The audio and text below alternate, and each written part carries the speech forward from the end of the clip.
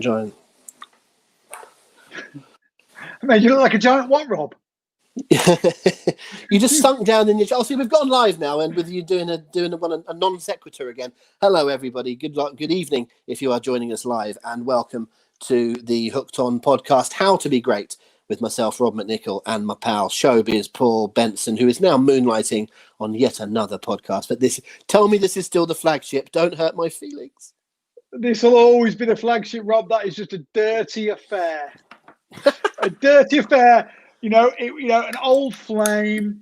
We were together back in our school days. It was all I remember is the good times.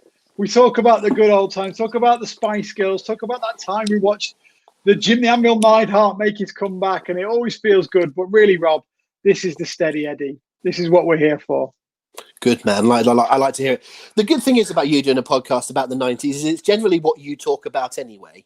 So you might as well just put a recorder on and record it. Right. Hello, everybody. Let's start properly. Welcome to the Hooked On podcast with me and Paul. What we're doing tonight, for those of you listening on podcasts, we are also broadcasting this tonight on our YouTube live channel and our Facebook live channels. And so we have people joining us, which is lovely to see. So hello to everyone that's joining us so far. We probably won't be as interactive with you guys live tonight as we normally are on Sundays with the quiz, purely because we need to keep it rolling and we're also recording for podcast. But we do want to see your comments as we go along through the night, particularly on topics. So when we're talking about a specific match or person, we'd love to hear your references to those things. And what we'll do for those people in the room that can see the video, we'll pop some of your comments up onto the screen so we can interact that way. If you've not been with us for this particular podcast before, what we do is we come across a certain topic, we talk about it for a little bit, and we pick our top 5 in that category. Tonight we're doing the greatest matches in SummerSlam history. Both Paul and I have been doing quite a lot of research over the last couple of days, and we've been so excited to see that there's actually so much more of a breadth of things that we can talk about than I think we initially thought. So it's going to be great fun. We'll get onto that in due course. We'll also give you the results from last week when we did a question about the greatest podcast of the 90s to celebrate Paul and Ash's new podcast about the 90s, How Mania. But before all of that, a very, very quick reference to Sunday. We're only a few days away from a really, really big night on Sunday, Paul. I'm sure you'd like to quickly fill everyone in about it just before we get going. Yeah, very quickly, because most of the people listening will have heard us talking about this, Paul, but we are just days away now from our big SummerSlam virtual party. We're running it in association with Wrestle Merch Central. Wrestling Traveller helping us out with the production as well. And most importantly, we are going to be raising money for the Cauliflower Alley Club. So we're running from 8 o'clock UK time on Sunday night. That's 3 o'clock Eastern for any Americans listening. We are going to have all sorts of special guests, including the family of the British Bulldog, the promoter of SummerSlam 92, Martin Goldsmith, a few that I'm not going to tell you about until the night. And of course, Rob and I will be hosting the world famous Hooked On Wrestling pub quiz. We really can't wait. And then when SummerSlam comes on at midnight, if you're not sick of our voices, we're going to be sticking with you throughout the show as well to do a little watch along with a few of the Hooked On crew from around the country as well. So it's going to be great. It's going to be about 7 or 8 hours of content. The main aim is to have fun. The secondary aim is to raise as much as we can for that great cause. The Cauliflower Alley Club, for those that don't know, is the benevolent organisation for ex-wrestlers who have fallen on hard times and their families. It looks after them. It supports them either with living costs or in certain cases, like Kamala recently with funeral costs for the family. They're an amazing organisation and we really want to help out. They've been really supportive of what we're doing, and we want to raise £1,000 before that opening bell of that first match at SummerSlam. So we reckon that's going to be about 12:10 on Sunday night, live from the Thunderdome, bitches. And I can't say Thunderdome without saying bitches afterwards. We're just going to have to get used to that. And we want to race. So if I know a few of you have already donated, which is amazing. If you haven't, you can go to hookedonwrestling.co.uk/SummerSlam for more info about what we're doing and the link to donate now. If you can't donate, which many won't be able to, we're going through a sticky situation right now around the world, completely understood. If you can't do that, please instead help us spread the word. Tell your friends, share it, tweet it, tell everyone what we're doing, and tell them we're raising money. Rather than giving £1 yourself, we'd rather you told 10 people and they all gave £1. So Let's get on it. Let's raise some money for a brilliant cause, eh?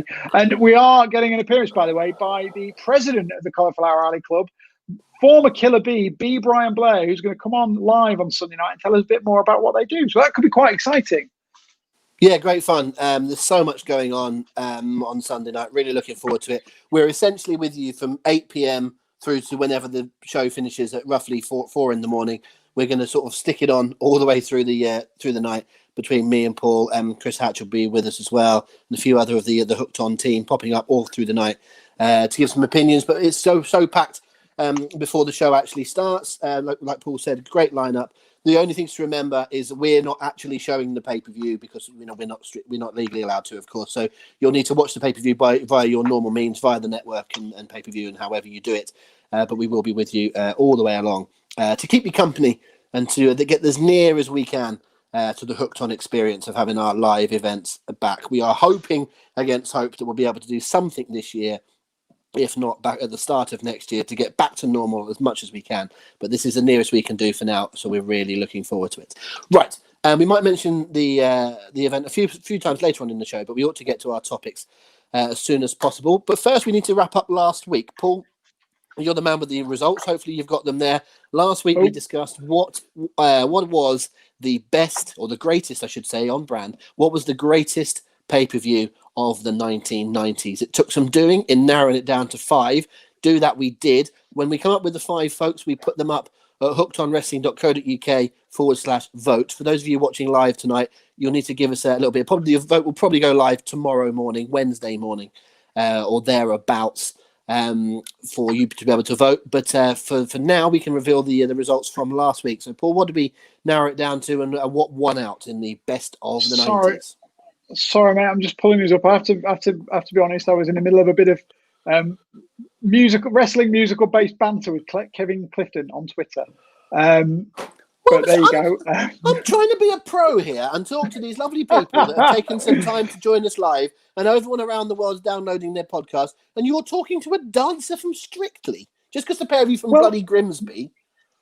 I used to go to school with him. He was the year above me at school. I was just pitching him an idea I've had for a wrestling-based musical, jukebox musical like, Mamma Mia, a wrestling-based musical with using the music of Spandau Ballet with the finale gold over the big title match.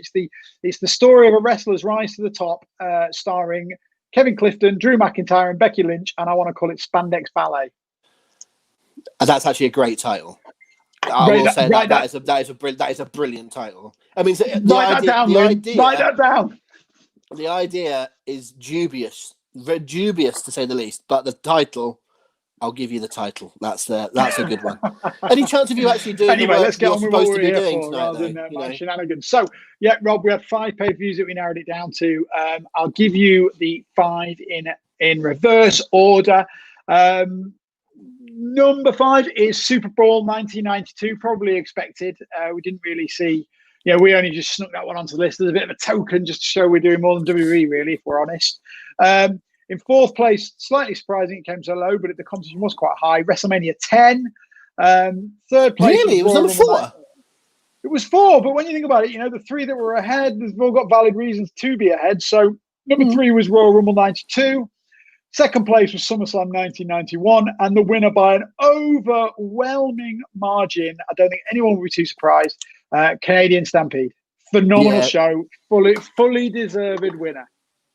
Yeah, to be fair, I was that is what I would have picked. It was the choice. I'm surprised WrestleMania 10 didn't do a little bit better, but Canadian Stampede, I think, is one of those things that it does show that quantity is not the thing, doesn't it? For all the 4-hour pay-per-views, 5-hour pay-per-views, 2-day pay-per-views, big live events and whatever, actually the thing that we've had voted as the best of the entire decade was only about 2 and a bit hours long. It's not a massively long show, but it's an absolute cracker. All killer, no filler. Great crowd, great main event, historically significant, hard to argue with. So there you go. So it's Canadian Stampede from 1997 wins our poll for the greatest pay-per-view of the 1990s. Actually, that's quite a good place to start, isn't it? Thinking about Canadian Stampede, and I would say the person that it's revolved around, of course, Owen Hart and the Bulldog, and Pillman and Anvil and everyone else that was in that played their part. But it was very much a Bret Hart show, the Bret Hart build-up.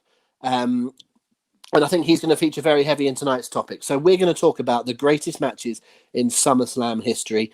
I actually think, Paul, going through and looking at the list that I've got in front of me, I think if we had to go match for match, I think there's been more great matches at SummerSlam than there has been at WrestleMania. I think you are absolutely correct there, mate. I think, you look at it. What did I say to you earlier when we were texting back and forth? SummerSlam might lack slightly in great overall events, but it absolutely doesn't lack in great matches. There are literally dozens of them that you could put on this list.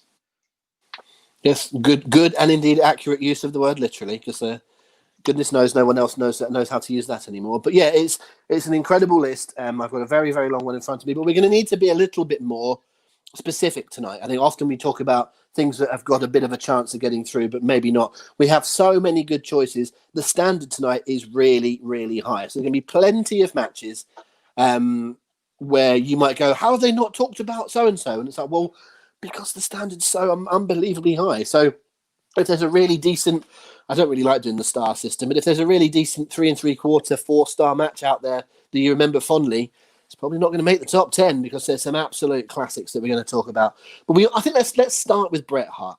You made an observation on social media this week as we were both having a look at some matches and talking about this. So I thought you ought to lead with it. What I'm getting at is your observation about how often the match of the night in early SummerSlams was a Bret Hart match. Mate, I looked at it, right? So you look at Bret Hart. Bret Hart was in WWE for the first 9 SummerSlams, okay? SummerSlams 89 through to 97. 1, 2, 3, 4, 5, 6, 7, 8. Yeah, 9. He was on the card on 8 of those. He missed 1996. So of those 8, I would argue they had the match of the night on 7 of them. Incredible, aren't they? Isn't that incredible? If you're talking about Mr. SummerSlam, there is nobody else. I'm assuming that the one you're missing off is the Yankum match, is it? Yes, of course, yeah. Everything else, and there's maybe a couple that you certainly could make an argument on, but I would genuinely say the others would all be the winners. Okay, let's go through a few of them then, rather quickly with some of them, if we're not going to put them forward for a potential top 5. So you're talking about a couple of tag team matches to begin with. The Hearts against the Brainbusters and then against Demolition 89 and 90. As far as tag matches go in that sort of era, they feel different, those sort of matches, from the regulation, I won't say plodding WWF tag matches, but rather formulaic. These are great tag matches, aren't they?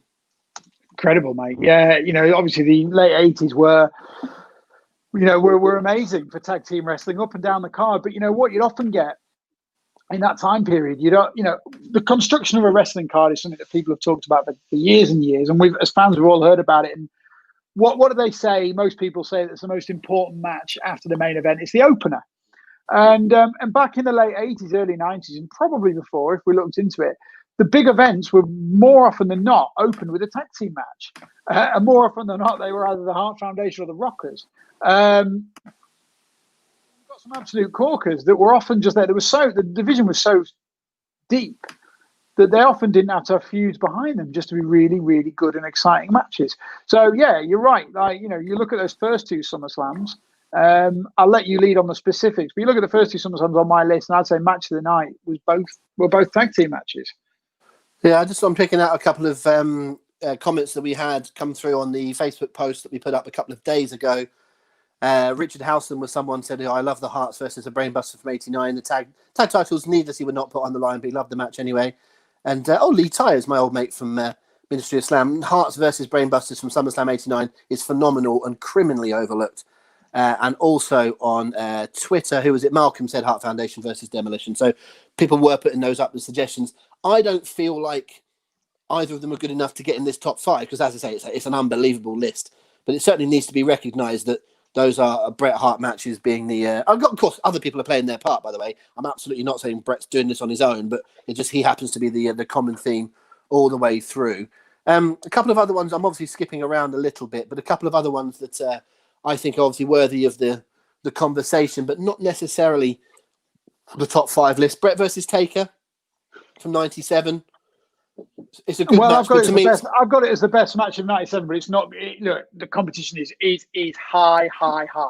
It is not going to trouble that top 5. No, agreed. And I also think this might be the one that surprises people the most, but I'm not a massive fan of the Brett versus Owen cage match. I actually feel a little bit similar to how you feel about the Brett versus Michaels Iron Man match. Good branding, by the way. Paul drinking from his Hound mug. I've just got the bottle of Peroni like normal. But I'm not sold on the Brett versus Owen. I think it gets a bit boring. I think it's a bit long. I think basically there's only so many times I can watch one man climb a cage, the other one pulled them down, another man climb a cage, someone pulled them down. I think it's really samey. I think it's a great example of a gimmick holding back some people, because when they were allowed to just wrestle at WrestleMania 10, it's a masterpiece. And when you give them the cage, all they do is knock each other into the cage and climb the cage. I find it a bit dull. It probably is still the best match of SummerSlam 1994. You could argue not great competition. But I don't think it's up there as a great SummerSlam match. And I know other people have suggested it. I'll let you rebut or agree while I just find a couple of mentions of it. I think it's interesting that you've mentioned those two together, because I'd group them in the same sort of match, in that the work was fine. The work, look, with Bret Hart, Undertaker, Owen Hart, you're never going to get shoddy work. You're going to get great wrestling, really. But in both instances, I'd say the story and the emotion and the drama of what was going on around the match was better than the actual match. Obviously, the story in '97 was that Taker, Taker was the champion, Shawn having those stipulations about having to call it down the middle or he couldn't wrestle America again.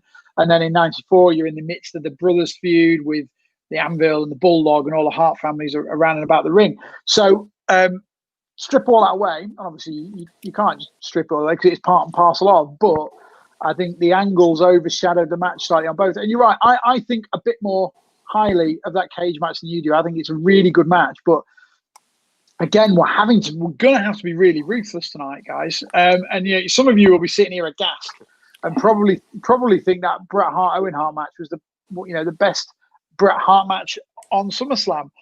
I think we're going to take it out of the equation right now. Yeah, I think it's probably his fourth best at SummerSlam. I think that I go Taker above it, and there's two more that we're going to talk about in a second. I would go above it.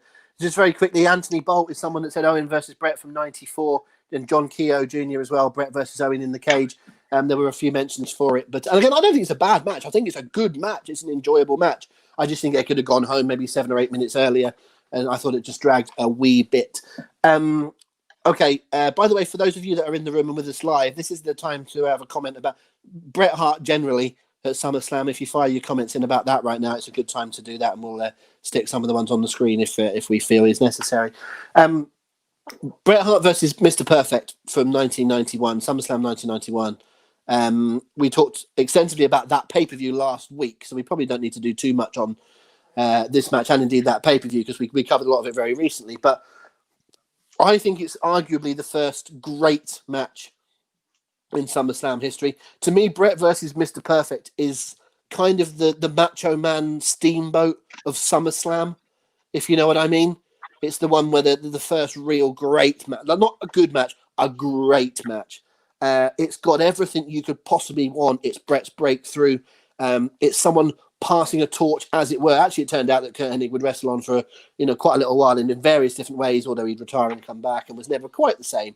But it is a perfect example of someone making someone else passing a torch, as is the cliche. But both people on absolute great form. You can see these guys adored working with each other. Oh, without question. It's such a great analogy. The Steamboat Savage thing, such a great one, because it is SummerSlam Savage Steamboat in every single way. And look, the match is almost perfect, to coin a phrase. The work in the ring is stellar. The two characters are well defined. The right guy wins. The length is good. You get something historic. Well, a couple of things actually. With Bret Hart winning his first singles title, with the Perfect Plex being broken for the first time, mate, it's definitely up there. It's a sensational match. Made Bret Hart just hammered home just how good Mr. Perfect was. Because remember, he's a heel, right? Ultimately, Mr. Perfect's job is to make his opponents look good, and get his opponents over and ultimately show his arse, as they say. And I don't think anyone's done it ever better than Mr. Perfect did on that night, if I'm honest. Everything. The way he worked in the ring, the way he allowed his singlet to be torn off. Like, Hart was like, it was like a really dominant gesture, I suppose. He didn't just beat him, he tore the singlet from his back. And watched, he left the ring like a scalded dog. The way his hair was all muffed up and matted, and like the expression on his face throughout, it was an absolute masterclass in being a working heel and making your opponent look like the greatest wrestler on the planet. I'm a massive Mr. Perfect fan, as you are, and as most people are who know their onions out there. I could watch that man all day, and this is probably his finest hour. Yeah, I think so. I think it very well could be. Certainly in the WWF, there's some argument to say he did some even better stuff in ring in the AWA, but certainly in this era, I couldn't agree more. Who was it that said it in the Facebook post? Mick Connolly said, for me, it's got to be Bret versus Mr. Perfect from SummerSlam 1991, a technical masterpiece. And Stu Warner agreed with him as well. Are we going to do our normal thing here of taking some matches and putting them through onto us from our long list to a medium list before we get down to the 5 short list? So does this go through? Is this the first one that qualifies? Yeah, absolutely. I think why don't we chew through Bret Hart for a bit, because there's another one on there that I want to mention. Going through year by year. This isn't going to trouble the list or even close, but I have written it down. It's Bret Hart against Doink the Clown. I knew you were going to say that, actually. Yeah, no, I hadn't completely forgotten it. But yeah, of course, in 1993, Bret wrestled Doink, beat him, and then wrestled Jerry Lawler straight away afterwards. Beats him with the sharpshooter, but then the result gets turned over. Fun little angle. But yeah, it's kind of nice that Hart and Doink, or Hart and Matt Bourne anyway, got to work, because that whole Doink character was an interesting one in that era. It's had lots of column inches in the past. It will continue to get it. But what is often overlooked is how good he was in the ring. People talk about the heel, evil Doink being an interesting character when they weren't doing silly stuff like having 2 or 3 of him at WrestleMania 9. But the actual matches he had himself, he was very, very astute in the ring, and it was good to see him work with someone like Bret. I guess by no means up there in the top list, but you're right in terms of it. It's one that should be noted, because it's probably a little bit forgotten about in amongst various other great matches. If you want to go to hookedonwrestling.co.uk now, you can read our list of SummerSlam hidden gems. 10 matches that are maybe not given the due they deserve, and that is one of them. Yes, very good. Oh, hang on a minute. What's this? What's this I've got down here? I don't know, Rob. Do we want to know? Oh, look, there Remember, it is. It's going out live on video. It's a big plug. That's what that is. It's a big plug. I nearly knocked my beer over there, so I won't do that again. But yes, there we go. So well done, Paul. I knew you were going to. That was. It is a good read, actually. I did read it just before we came on, and indeed, there's going to be a couple of matches that you've got on there as quote unquote hidden gems that I might well have as potentials for the top 5. But we'll come to them in a wee bit. Likewise. Let's close off Bret for the time being, I think. And it's very timely that we're talking about it. Oh, that's not a complete coincidence. SummerSlam 92, Bret versus Bulldog. We're going to go into depth about it on Sunday. We're very, very lucky to have Harry and Georgia Smith, who are going to be with us live. We're going to do a watch-along of the match. We're going to talk to Diana Hart-Smith, who was involved in it as well. Huge night for us on Sunday to be able to talk about those sorts of things. But we can do a little bit now. Of course, we ought to. We deserve to in terms of this. Oh, sorry, the match deserves us to. In this context, once again, it's similar to the year before. It's a match that just stands out above so many others on not just that show, but on the whole SummerSlam brand before that. But this one's a bit different, because although Bret versus Perfect is probably the best match from 1991, it's not the focus. Hart versus Bulldog is the best match in SummerSlam 92, but it's also the main event. It's in Davey's hometown. It's another title switch. It's Bret helping to make Davey rather than the previous year when it was Kurt helping to make Bret. It ticks so many boxes, not just a great bell-to-bell wrestling match, but there's so much else to go with this. Oh man, yeah, I would fight you to get this match. You know, if you didn't want this match on the 5, there will be blood. Sensational match. Like you've hit the nail on the head there in the differences between that match and the match the year before, in that it was the main event, and that is that it's a different style of match. You know, you have a great match on the mid card and you have a great match in the main event, and they call for different types of matches. In 1991, Bret Hart and Mr. Perfect needed to be fairly short, fairly sharp, action packed. You know, get his point across, get in and get out. Whereas this match was dramatic and it had to be long and epic. And you almost had to be, you know, main events would, and you know, it's not always the way, but I would say as a rule of thumb, main events, long epic ones should be more like a war of attrition. Whereas, you know, a match like Mr. Perfect and Bret Hart in the mid card is more like you come out all guns blazing. It's like a heavyweight boxing fight where you know it's not going to 12 rounds. You've got 2 big punchers who are going to get in there and do out.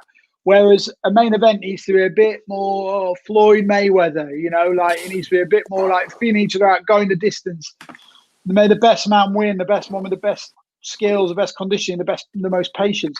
And that's what this match was. It was incredible. And it not only made Davey Boy Smith, but I would argue that it solidified WWE, WWF in the UK. You know, Ash and I talked about it earlier on the Howmania podcast. We focused on SummerSlam 92 this week. And without SummerSlam 92, what does fandom in the UK look like in 2020, I should say, definitely should say. What does it look like? Would the momentum of the early 90s been sustained through that mid-90s lull? I honestly don't think it would. I think without the coverage and without the fans that it created, and not really the fans, more solidified. Like if you were around and about SummerSlam 92, or you said that you were already a fan, that kind of just hammered it home. It locked you in for life. And I think there's never been a more important match that has taken place on UK soil. It was just amazing. I mean, it was. There's absolutely no doubting that whatsoever. In terms of your analogy of the war of attrition, you know, 2 great battlers going through, that also has to apply to something you said previously about Kurt Hennig, which is the fact that this was a babyface match. You know, this is Bret versus Bulldog. You know, 2 baby faces, both needing to, you know, show a little bit more pride and struggle, and they can't sort of turn their backs and use any sort of cheap methods. Because what's quite interesting is if you look at most babyface matches, and not all, because, you know, Hogan Warrior, you know, shares something with this one, but normally someone goes a little bit heel in the match, works a little bit more of a heel style, or the crowd pick one or another. Like for example, like a John Cena versus CM Punk match, for example, from any time, the crowd will be split. Cena will have his fans, Punk will have his fans. So you don't need to have one playing, quote, the heel. They just, you know, they'd naturally split the crowd. The crowd are split here a little bit because, you know, some want Davey to win and some want Bret to win. Obviously, Davey's the overall favourite. But it doesn't feel like people hate on Bret here. It feels that they just push for Davey and they like Bret as well. It feels like it's a win-win to the crowd. It would be very interesting to see what would have happened had Bret gone over and how the crowd reaction would have been, although that was never the intention. But there's not much that can be said about this other than just it's an absolute beauty. And again, it's kind of not of its time. If you look at wrestling in the WWF in particular, I'd say kind of from 95 and earlier, you didn't tend to have matches like this. Now we're kind of spoiled by them. Now you have 2 or 3 of them every week with NXT and Dynamite and whatever's going on. But at the time, you know, once a year, twice a year, if you were lucky, did you get anything like this? Yeah, absolutely. It was just, for me, it was for a lot, I would potentially the greatest match of all time. Let's put it that way. So is it getting on my list? Yeah, of course it is. If you ask me for a best match of all time list, it's getting on my list. I think it would be a shout for it, wouldn't it? I mean, that's the pod. When you know, folks, when we're finished doing this, when we do that one, when we do the greatest match of all time, there's nowhere to go after that. So in however many years down the road, or weeks, depending on how bored we get, we'll probably finish on that one. We've got a long way to go, I think, yet.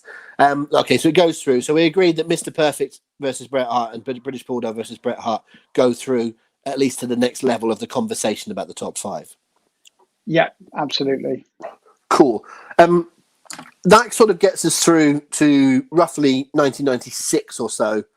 If we're talking that sort of Bret era, we did touch on Undertaker from 97, but I want to quickly go to a match from 1996 that's been mentioned. And it's one of those matches that really, really does seem to split the room whenever you're talking about it. I'm just trying to find, there was definitely at least a couple of mentions of it. I'm trying to find the best one. Here we go. Dan Humphries. He said, one of my favourite SummerSlam matches and one that often gets overlooked and forgotten about is the first ever Boiler Room Brawl in 1996. There had never been anything before seen like it in the WWE. The finish was quite shocking at the time, with the long-term manager of The Undertaker, Paul Bearer, turning on him. I'll have my say in a minute. What do you think about the Boiler Room Brawl? Does not even come into my thinking. No, even if you forget that, even if you forget we're doing a top 5, if someone just rung you up, Paul, went, Paul, what do you think of the Boiler Room Brawl? Okay, unique. Before its time in a way, because we were talking before the Attitude Era. It was something you just didn't see back in 1996, and it fit the feud that these guys were having at the time. It was very personal, very violent. It kind of worked. The ending was as shocked as I've ever been as a wrestling fan. I did not see that coming at all. 14-year-old Paul Benson did not see Paul Bearer wanging an urn into the Undertaker's face. At the end of that match, it was just a moment. I think for what it was, I thought it worked really well. I enjoyed it immensely at the time, and that's kind of it. Wonderful. I thought Paul Benson had been replaced by John Keats then, just for a second. What a wonderful turn of phrase that was, wanging an urn. Anyway, I wanted to bring it up because it does split the room, and that was obviously something that our friend there Dan had something to say about it. I hate it. I cannot stand it. I just think it's really, really, really boring. It's two men in a dark room bumping into stuff with no commentary and no lighting. I get the principle, and I do like the ending, and I agree with you. I found it shocking at the time. Again, we weren't at the time reading spoilers and long-term plans by different some people were, because there were dirt sheets available, but we weren't on a regular basis reading stuff. So these days we probably would have read that WWE are planning to have Paul Bearer turn on Undertaker 2 months before the show. As you say, I was 12, you were 14 at the time.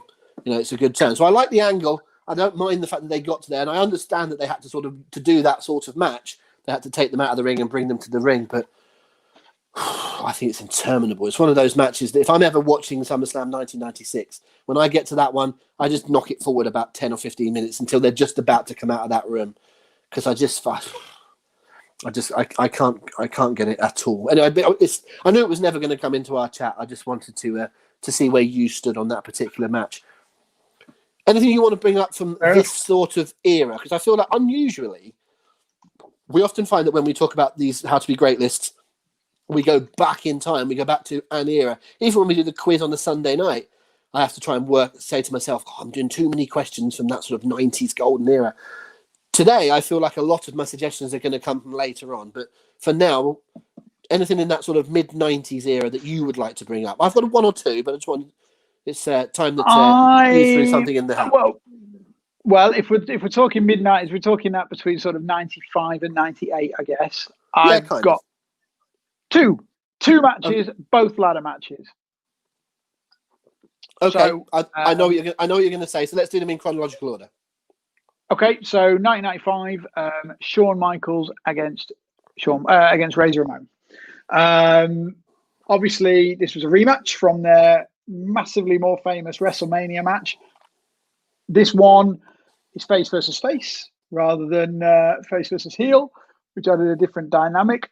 Some would say this was a better match, and I think that you were included in that, aren't you, Rob? I think it's really difficult. Because it is different. Well, fair play to the two of them. What they did was they made it different. There are a lot of times where someone will have a match This might be a topic for another day. You know, how many great matches have there been? The second match is still a great match. You know, like you watch Flair versus Steamboat, and then they go again, and it's still great. You see that how when you're talking greatest matches of all time, you'd be talking Bret Austin from WrestleMania 13.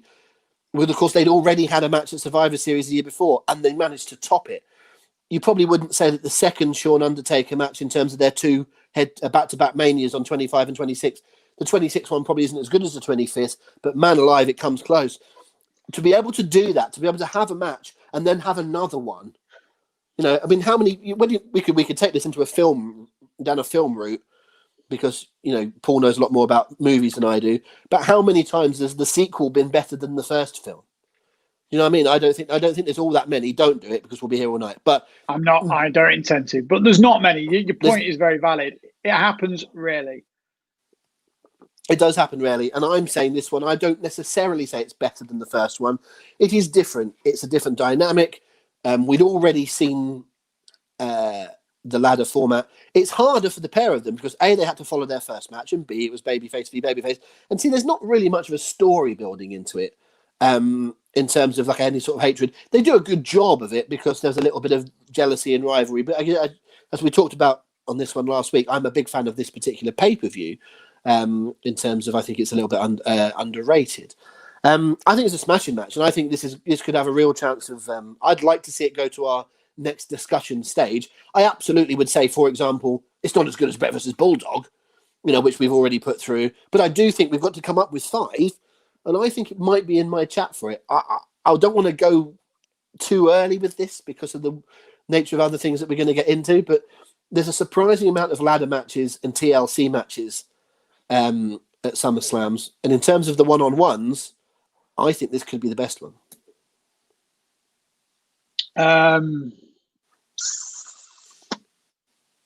Could be. It's an excellent ladder match, and I tend to give a bit of extra zing to those earlier matches because, and through no fault of the guys in the later matches, but it's so much easier to be original when you're not following much, you know. And originality is always better. So they do have a bit of an advantage in creating exciting moments, but it's a stunning match. It is, and 2 consummate performers. And what I will say is that it's worth noting that when you go into, we just talked about Bret versus Owen, right? I feel that got a little bit dull. The longer it went on, it overstayed its welcome. We just talked about the Boiler Room Brawl. Great ending, but I think the bit before it dragged a wee bit. You've always got to keep your crowd. Whatever the match is, you need to keep your crowd. I don't think there's a single point in this ladder match where you go, a bit samey. And you don't even get a little bit, it's all, you know, spotty and all over the place, and they're just trying to, you know, do bumps for the sake of it. I just think it's a really, really, really fun match. And I think it deserves to take a step further. But if you're not, I think this is the kind of topic tonight where if we both don't agree, or we don't both agree, to use better syntax, then it doesn't go forward. So if you don't agree with me, I won't fight you on it. I want to keep this on the list, but I'm not convinced it'll be there come the end of this podcast. But yeah, I kind of agree with you. The standard's that high. Yeah, I kind of agree with you. You're going to tell me about Triple H and The Rock next, aren't you? Funnily enough, mate, I am, yes. And what I love about this match is, for 2 things, really. The ladder match until this point was really associated with a certain type of guy. You know, it was associated with your Shawn Michaels and guys who could flip around a little bit more, be a little bit more athletic. These guys aren't that, and in fact weren't known for having great matches at this point. Rock had been in the WWF less than 2 years. Had he had a great match up to this point? If he has, I can't think of it. Ditto Triple H. He'd had some very good ones, mainly with Mankind, I guess. But again, there's nothing that, you know, makes you go wild. This was a real coming out party for both of those guys in terms of match excellence. But also, what I really liked is, you don't get this so much now, but you really did more back then.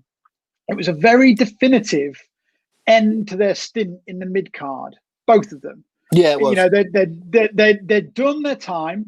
They'd been mid carders. They'd worked their way through the mid card to the top of that mid card.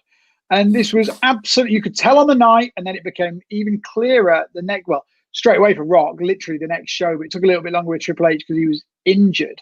But the point was, this was a line drawn underneath their upper mid-card careers, and it was their crowning as official main eventers. So not only was it a really good match, but it's historically really important because, these are two of the biggest WWF stars ever.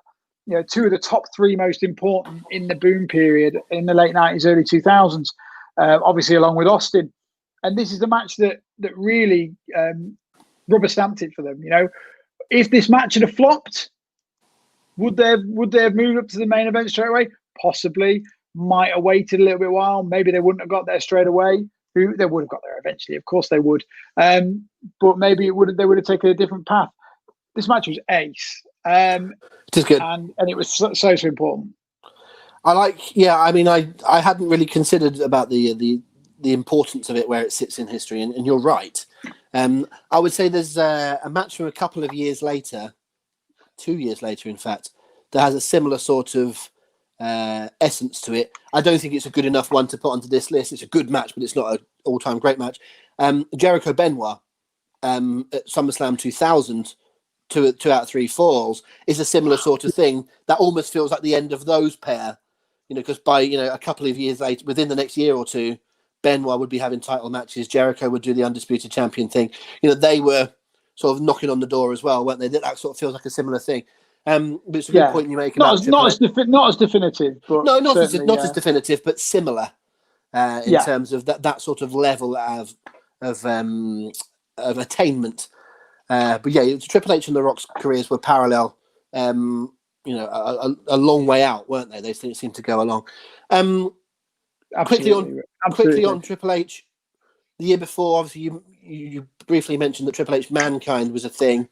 They had I think as cage matches go, they had a really good cage match the year before. Again, I'm not putting this up. I'm not putting it up as an option for all this. But I think if you were doing cage matches, I think I prefer Triple H Mankind a little bit more than I do Owen Brett. Bold. Not totally sure I agree, but I certainly wouldn't rattle your cage for it. Hey, very good. Very good indeed. Right, any more from that sort of era? In fact, should we stay on ladder matches? Should we stay on ladder matches and TLCs and similar sort of things? Because will find if you just do the trajectory of SummerSlam all the way through, that there's plenty of them to be talking about. I've got a couple on my list here as discussion points, not necessarily ones I'm going to push for. But I'll put the ball in your court first of all. Any other ladder matches? And when I say ladder matches, I include TLCs in ladder matches because TLC matches are ladder matches. Yeah, so let me look at my list. There's two at least. Three I see, actually. Yeah, I'll go then. Since you're looking at it, I'll go. You go for it. I would say that one that I'd kind of forgotten about. I watched a lot of matches in the last couple of days building up to this, and one I'd pretty much forgotten about, but went back and watched because of this, was from 2001, which was RVD versus Jeff Hardy, which was a ladder match for the hardcore title, and it was excellent. It was way better than I remembered. Great fun, great stuff. Do you know what I really liked about it? And it's a small point that I would bring up about this match, but it's a broader point that I like. I don't mind that they failed a couple of times. There's a couple of moves in there which these days people would go, "Oh, you effed up." Yeah, and it's like, well, okay, they probably didn't get what they were going for. But do you know what? In a football match, not every shot is on target. In a boxing match, which is more apropos, not every punch lands. And it's like, sometimes it doesn't matter. For example, there's a specific point where Jeff is dangling from either from the ladder or maybe even from the belt itself, and RVD comes off the top rope with a spin kick, and he misses, and I imagine he was supposed to knock him off with it. And he didn't, he missed. But it doesn't matter in the context, because you go, these guys are taking chances, and RVD flew at him, and then Jeff actually takes a bump anyway, and you could argue that, well, he was put off by the person coming across. So I love that match. I was surprised with myself how much I enjoyed watching it back yesterday, I think it was, when I saw it. I'm not absolutely convinced I'm pushing it for our top 5, but I probably like it just as much as I like Triple H Rock, I have to say. Well, I would say, I'd probably say I prefer it in a vacuum than Triple H Rock, because really, other two guys, yes, there are is the answer, but as a combination, have there been two guys more suited to a ladder match, have a one-on-one match ever? Jeff Hardy's just sensational in this format. Rob Van Dam, we all know what he can do and what his style is, and again, perfectly suited to both the athleticism and the brutality that the two sides of the coin in a ladder match. I think these guys are the perfect mix for a match like that, and they really delivered. Like you say, I noticed how the screw-ups kind of added to the match in a way, and then the other thing, because neither of these guys have ever been known as crisp technicians, are they? The mistakes are part of the charm almost. But the other thing I noticed that I liked about this match, ahead of maybe any other ladder match I can remember, there was none of this slow climbing stuff that grates me. It just didn't happen. There was some sprints up the ladder at first. There was, and then it obviously slowed down a bit later. But there was none of these situations where they were forced to climb the ladder, agonizing rung by agonizing rung, and it just rings so hollow. Very rarely do those spots work. Very rarely can you climb in slow motion. It feels believable. And these guys didn't even bother trying, and I think it made that match unique in ladder match terms, and all the better for it. So I thought this was an exceptional match as well. But again, I keep going back to it. I sound like a broken record. The list quality is so bloody high. It might not even make the top 10. They might the top 5. I mean, let's tentatively put it through, but I feel that we're going to. I'm not crossing it off. Let's put it that way. Yeah, we'll probably end up knocking it off. A couple of other ones dead quickly, because I think they're not ones that I would put. Again, when you watch these matches almost back to back to back, like I've done over the last couple of days, you see them in context and go, well, I prefer that one to that one. It's a little bit like thinking someone is tall, but then seeing them, standing next to someone else that's smaller and going, oh, well, actually, they're not as tall as I thought. I think that when you consider the standard that we've set here with Triple H Rock and with HBK Razor and now this RVD Hardy one, I would say that, for example, CM Punk versus Jeff Hardy doesn't quite live up. Good match, but it's not up to the standard. And then you've got the Rey Mysterio. Then you've got the Rey Mysterio Eddie Guerrero thing, where you have the you just Dominic on a pole. Well, it's actually it's a really good ladder match, but you can't take it seriously because it's such a stupid gimmick. It's not on my list, mate. To be honest, it's not on my list. I thought it was okay. I thought it was good. That whole Mysterio Eddie series was one of the biggest disappointments in wrestling history. That 2005 feud. It didn't produce great matches. I mean, it should have done. I think this is a good ladder match, but it's tainted by the ending because Ray has to win because Vicky comes out and whatever. And it's just such a stupid thing. The commentators have to keep saying things like, oh, Dominic could be going home with someone else tonight. And it's like, I always try and imagine, just take a wrestling scenario out and put it in another sport. Just imagine having, like you said before, a boxing match. You mentioned a Mayweather match earlier. Imagine if Mayweather Pacquiao was for, the other one had to leave their house or something. It's like it would just be slaughtered, wouldn't it? It seems absolutely ridiculous. But anyway, we'll move on from that one. Are there any other one-on-one ladder matches that I've missed off? Because there's an obvious tag one that we need to talk about. But is there any other ones that not one-on-one? Not one-on-one. I think we've covered the one-on-ones. Okay, then let's do SummerSlam 2000. Let's do the Hardy Boys versus Edge and Christian versus the Dudleys. It's TLC. It's the first TLC, as I recall. It's not the first match of that type because they'd already done a triangle ladder match, I think at WrestleMania, but this is the first one branded TLC. It's epic. It's never before seen. It's completely genre defining, but you're not a fan. Do you know what one of the biggest complaints about modern wrestling is? Modern WWE specifically, rather than modern wrestling. Sorry, what I'm laughing at is not because what you're about to say, but you did that. Like, do you know when you used to watch Call My Bluff and someone had to do a bit of an explanation of what a word meant, and they would always go, "Imagine if you will," and they'd start doing a long story about something. You went, "Do you know?" No, I take your point. Carry on. Anyway, I do apologize. One of the biggest complaints I hear about modern wrestling, and it's a fair complaint, is that WWE has given up on the art of storytelling in favor of presenting big moments.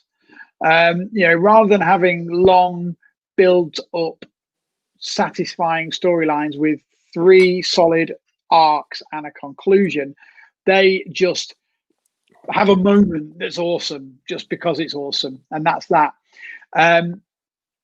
Yet in the same breath, they'll tell you how much they love the TLC matches, which is that problem in a microcosm. Microcosm? I can't pronounce that word. That's one word I cannot pronounce. No, there's anyway. No, trust me. There's plenty you can't pronounce, but it's microcosm. Let's move on. Microcosm.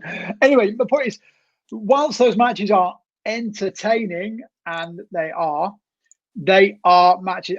Adam has quite rightly pointed out in the comments, those matches are spot fests, right? And those spots are incredible. But and I loved it at the time, but go back and watch it now, I just don't know if they hold up. I think the best of the 3 is the WrestleMania 17 one, because there is a bit more of a story there. But I just don't think they stand the test of time, because they're all about the 4, 5, oh my God moments. And the rest is kind of just random brawling and convoluted positioning to get to those moments. So whilst I'm not diminishing the importance of those matches or the skills of the 6 men involved, doesn't hold up for me. Just doesn't hold up. I both agree and disagree with you.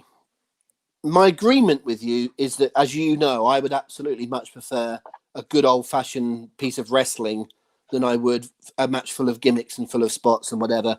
I also have a weak stomach, and so matches that have got a lot of blood or have got a lot of plunder and weapons and whatever tend not to grab me. I admit I'll go early on this. I'm going to not necessarily retain the suspense. I probably am not going to push hard enough to push this through to the next stage, because you don't you're not so keen on it, and I'm not strong enough on it to push it. What I will say is I do think it holds up, because I think it's different. I don't think it's I think Money in the Bank ladder matches are worse and are harder, because you've got one-on-one things, and people just take a powder for a long time for no real reason, then they pop back up, and it looks like they're lying there until they're next needed. I do feel like there's more going on in this particular match. I think the triangle ladder match is better, but I think this is the best of the 2 TLCs with these 3 teams, if you get my drift. I think the ladder match is better, and I think then this one, then the following Mania. I actually really like the TLC that was on SmackDown. But I think that this is the match where they pushed it up to that next sort of level. They branded it slightly differently, and I do think it holds up, and I do think you can watch it and enjoy it, and especially if you know everyone's okay. I think that you can view it slightly differently, in terms of it not being just a complete illogical, non-linear spot fest. A spot fest, though it very assuredly is, that's okay sometimes, and I think it's okay in this circumstance. If we were doing a top 10, even a top 15, I'd be more than happy with this being on it. I think it is massively culturally significant. I think most importantly, it's loved by people, it's enjoyed by people, it's fun to watch. So all of those things would be, for me, I like it. I would put it through to the next stage and have a discussion about it. I don't think I would have it on my top 5, and the very fact that you're not pushing for it means I am content. We have such a strong list. I don't need to fight for this ahead of various other things that we have. Okay, well, let's go with the complete antithesis of this match when it comes to tag team wrestling. Let's step back in time by 10 years. 10 years exactly. And let's go to real tag team wrestling. One of my favorite ever tag team matches, in fact. I'm talking SummerSlam 1990, tag team title match, the Hart Foundation against Demolition, 2 out of 3 falls. Okay, well, obviously that's where we kicked off going through those sorts of things. Are you just comparing this tag wise? I'm absolutely not.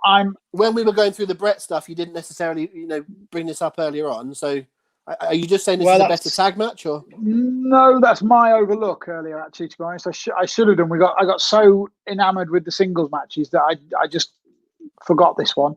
But it reminded me when I was looking at my list and looking at how it's such a polar opposite. Mate, this was a tremendous match. In every way. In actual fact, it kind of mirrored it was very similar to the Bret Hart Mr. Perfect match a year later, but a tag team version thereof. It was dramatic. It had, the strong babyface team. It had the dastardly heels. I think it was a brilliant tag team match, and I would probably call it. Well, it's the best tag team match on my list. It's the best tag team match in SummerSlam history, I'm saying. Yeah, that would be another interesting chat. I mean, I think it's a good match. I think it's a really decent match. I think it's fun. I think it's a great moment at the end. I've never really got on board with 2 out of 3 falls matches. Really? And one of the reasons is I don't like the structure of them, because what almost always happens is that the heels win the first fall. And heels win the first fall to put the baby faces in jeopardy, so they then equalise to go 1-1, and then we're not sure what happens after that. But almost always the heels go 1-0 up. And that to me means that if it was a normal match, the heels would win. Do you know what I mean? If it was just an ordinary match. And it bothers me that you end, because I think the heels, when the heels have something to whinge about and to be heels, to be villains about, I don't always think they should have a point. I think they should be nasty and snide about it and not necessarily telling the full story. And actually, on this occasion, I think, correct me if I'm wrong, but Demolition go 1-0 up, right? Yeah, and it's dead early, because this match is only about 14 minutes long, 13, 14 minutes long, and there's 3 falls in it. It's a little bit like in Survivor Series matches when we're only going to give this match 15 minutes and we've got to do 8 falls, 9 falls. So there's lots of moves that are normally just transition moves, and they end up being pinfalls. I think you get the same sort of thing in 2 out of 3 falls matches, unless they're big, long epics like the 3 Stages of Hell or something. So I think it's a bit rushed. I think it would have been a better match if it was 1v1, just 1 fall. Allow me a slight rebuttal there, sir, on both of your points, in fact. So, firstly, the 2 out of 3 falls thing and the heels always winning the first fall. I don't think you're right. I can't offer you any concrete evidence, but my feeling is that you're not right. I don't think it's 50-50, but I don't think it's clear cut either. It's not like War Games where the heels win the toss every single time in every War Games match in history. That's convoluted. I think it's a bit more subtle than that. Maybe it's 30-70, but I don't think it's every time. The second point, I didn't say it was every time, but it feels like most of the more important ones to me, that often the heel wins first. And I don't think they should. I don't think that's an issue. And secondly, as to your point about it, if it was a one-on-one match, the heels won, the falls coming too quickly. Liken it to a football match, my friend. If your beloved Plymouth Argyle were playing Manchester United, and Manchester United won 2-1, but Plymouth scored the opening goal, would you think that Plymouth deserved the win? No, that's a completely different point, because football is always played over 90 minutes. If, for example, apart from in golden goal. Well, no, but it's still played in 90 minutes to get to a golden goal. Your example there is a little bit like saying this year in the FA Cup, we're making it 150-minute matches. And if after 90 minutes, Argyle were 1-0 up against Manchester United, but after 150, we lost 2-1, I would be saying, bloody hell, if this was a 90-minute match, we'd have won this, but they've made silly rules and it's 150 minutes. The point of football is it's as many goals as possible after 90 minutes. It's not first goal wins, is it? So if football was first goal wins, then that would be a good example, but it's not really. My other argument against that is that the both, obviously we're talking strictly kayfabe, it goes without saying, but if you're a team or a single in a 2 out of 3 falls match, you might not exert that same effort in winning that first ball. If you're in jeopardy in that first ball, you might not give it your all to kick out, knowing that you've got to keep your energy and you've got a second chance. It's not the end of the road. So, I'll give you that. It's not terminal. you need a good commentary team there to tell that story. Like, for example, am I right in saying that Triple H versus The Rock, Judgment Day, the Iron Man match, that Triple H uses weapon? Oh, in fact, no. I think it's Angle against Brock. It's Brock and Angle. It's Brock and Angle, where someone uses a chair, beats the crap out of them, takes the DQ to get a couple of pins, and it's like it's worth. I was gonna say, yeah, that's it. I think he might have even done it twice. I think he might have took a couple of DQs. I can't remember that, but you're absolutely right. That's exactly what he did. He sacrificed the first fall or two falls, knowing that it would be easy pickings after he had his wicked way with him. And I think the aforementioned Jericho-Benoit match that I brought up before, Benoit goes one up through a tap out, and Jericho equalizes with a tap out. And because Jim Ross is a genius and he was on such great form at SummerSlam 2000, absolutely brilliant on that night. JR makes the point and says, well, Jericho's tapped there because he knows that if he stays in it for too long, then it'll cripple him and it'll be too long. And so he's made a decision now to get out of it and try and fight back, which is good commentary. Because Benoit then goes back to the arm, back to the hold, and Jericho doesn't tap. So you need the commentators to be your extra voice. A fair point, and I think that this is a good match. I'm not going to argue against it not being a good match. I had to play devil's advocate a little bit. I think this goes into that category, Paul, of it's really, really good, but there's going to be 8 or 10 ones better, as far as I'm concerned. Yeah. Okay. I'll let you go where you want to go. I think where I would be tempted to put TLC through. You would be tempted to put this through, but the fact that we can't really agree, I think, means that we have to leave both of them a little bit behind. I think you're probably right. Let me just do a couple of comments because plenty of people did comment about the TLC, and I just want to bring them up. Matt Rosser was one of them. He mentioned a few matches. He actually said Rock versus Triple H at SummerSlam has to be a contender. Hardy's, Dudley's, Edge and Christian 2000 is up there. His choice was Brett v. Bulldog, sheer class as he called it. There was definitely a few others about TLC. Mick Reeves was someone that... I hope I've pronounced your name right there, Mick. But he says the TLC one was a major match. Lee Palmer brings up TLC. There was a few that... Andy Keenan was someone that went for your... brought up the HBK Razor ladder match. Just while I'm doing comments, Gavin Foster was someone else that said Brett v. Bulldog. But yeah, I'll tell you where I want to go next. I would like to go to 2002. And I would like to go to what I think is one of the greatest matches ever in terms of storytelling. Now, sometimes you look at certain matches and say, if you took this match, for example, what's a really great... Okay, Brett v. Bulldog, right? If you went to see your local indie show in Cleethorpes, okay?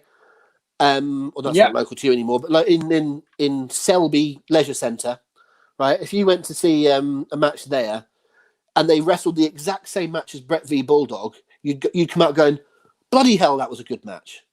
What a brilliantly worked, technically, adept match that was. If you saw them work the same match as Shawn Michaels versus Triple H from SummerSlam 2002, I think you'd be a bit bored by it. I think you'd suggest it stretched a bit too long, they're a bit self-indulgent, blah, blah, blah. But when you factor in the history of Shawn Michaels, the history of Triple H, the history between them, the 4-year gap, the result, which is important, it's not always important, but it's important in this case, the finish and where it came from, everything around that, I think Shawn versus Triple H from 2002, the street fight, the quote-unquote unsanctioned street fight, that's about the only thing I don't like about it, is the stupidity of calling it an unsanctioned match, then having it in the middle of your pay-per-view and having one of your refs ref it. But in his gear, but generally speaking, I think this is an absolute masterpiece. I think it's a great example of one of the matches that fits the time, that fits the place. I watched that thinking that Shawn had come out of retirement for one match and one match only. It didn't occur to me he would be back for another match. It didn't occur to me he'd be champed by the end of the year. And from interviews I've seen with him, I'm not convinced he did either.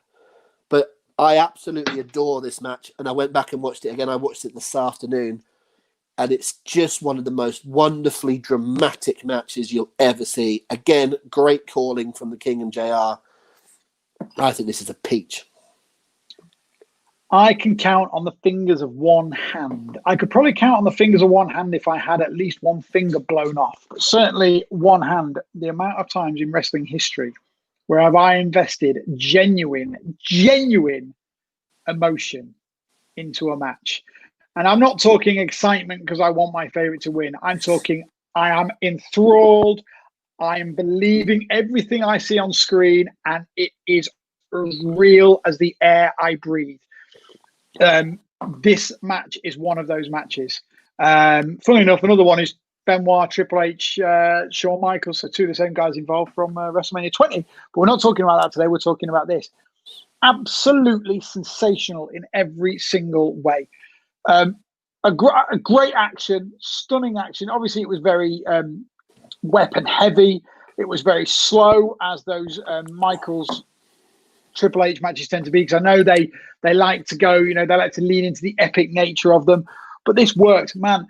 Every single time that Triple H went for even a simple backbreaker, I genuinely believed it could be the end of Shawn Michaels' not just his career, but his ability to walk. I believed it. That back injury, they had you believing that the slightest knock would put this guy in a wheelchair for the rest of his life. And they just played on every bit of love you had for Shawn Michaels and every bit of hatred you had for Triple H. And you were hanging on every shot, every strike, every attack. And they put it, what these guys are a master of, above all else, pacing. There's very, very few wrestlers in the history of wrestling that know how to pace a match better than these two. Mm-hmm. And this was perfect.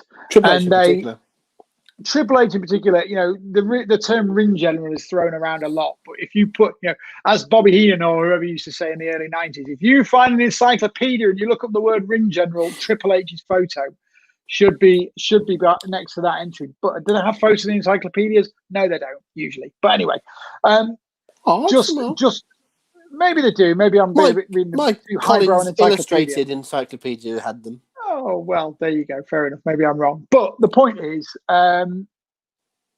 it's just every little bit of it. Wrestling is meant to grab you emotionally. Wrestling is meant to make you feel something, and wrestling at its very best makes you absolutely, completely emotionally invested in the outcome. And there are so very few matches that have done this better in the history of wrestling. It was absolutely incredible.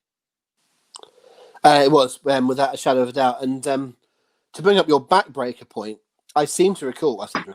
I'm saying it like I've remembered something from 18 years ago. I watched it about 3:00 this afternoon. But Shawn comes out all guns blazing, and Triple H hits a backbreaker, and that's when it turns. It's extraordinary. It's one of the greatest single moves that you've ever seen to turn an atmosphere, to turn the feeling. Because you're right, Shawn sells it like how there was a match that Brock had.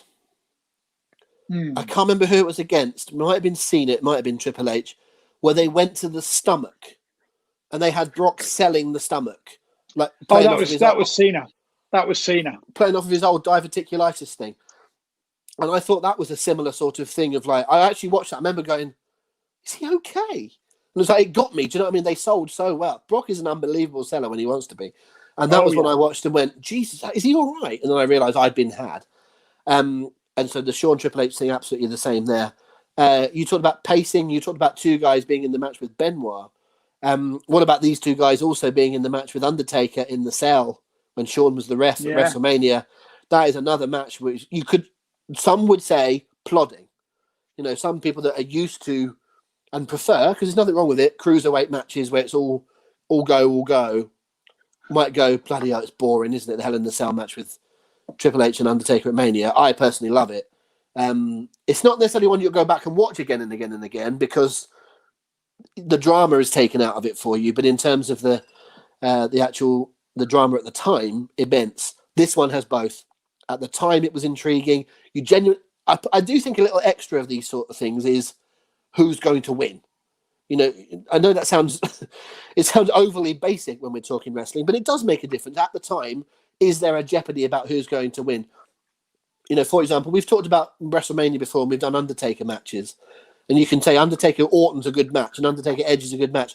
But was there ever really any jeopardy about Taker winning? Like, you knew he was going to win. This one was, you didn't know what was going to happen with Shawn. You didn't know if he was going to have any more matches.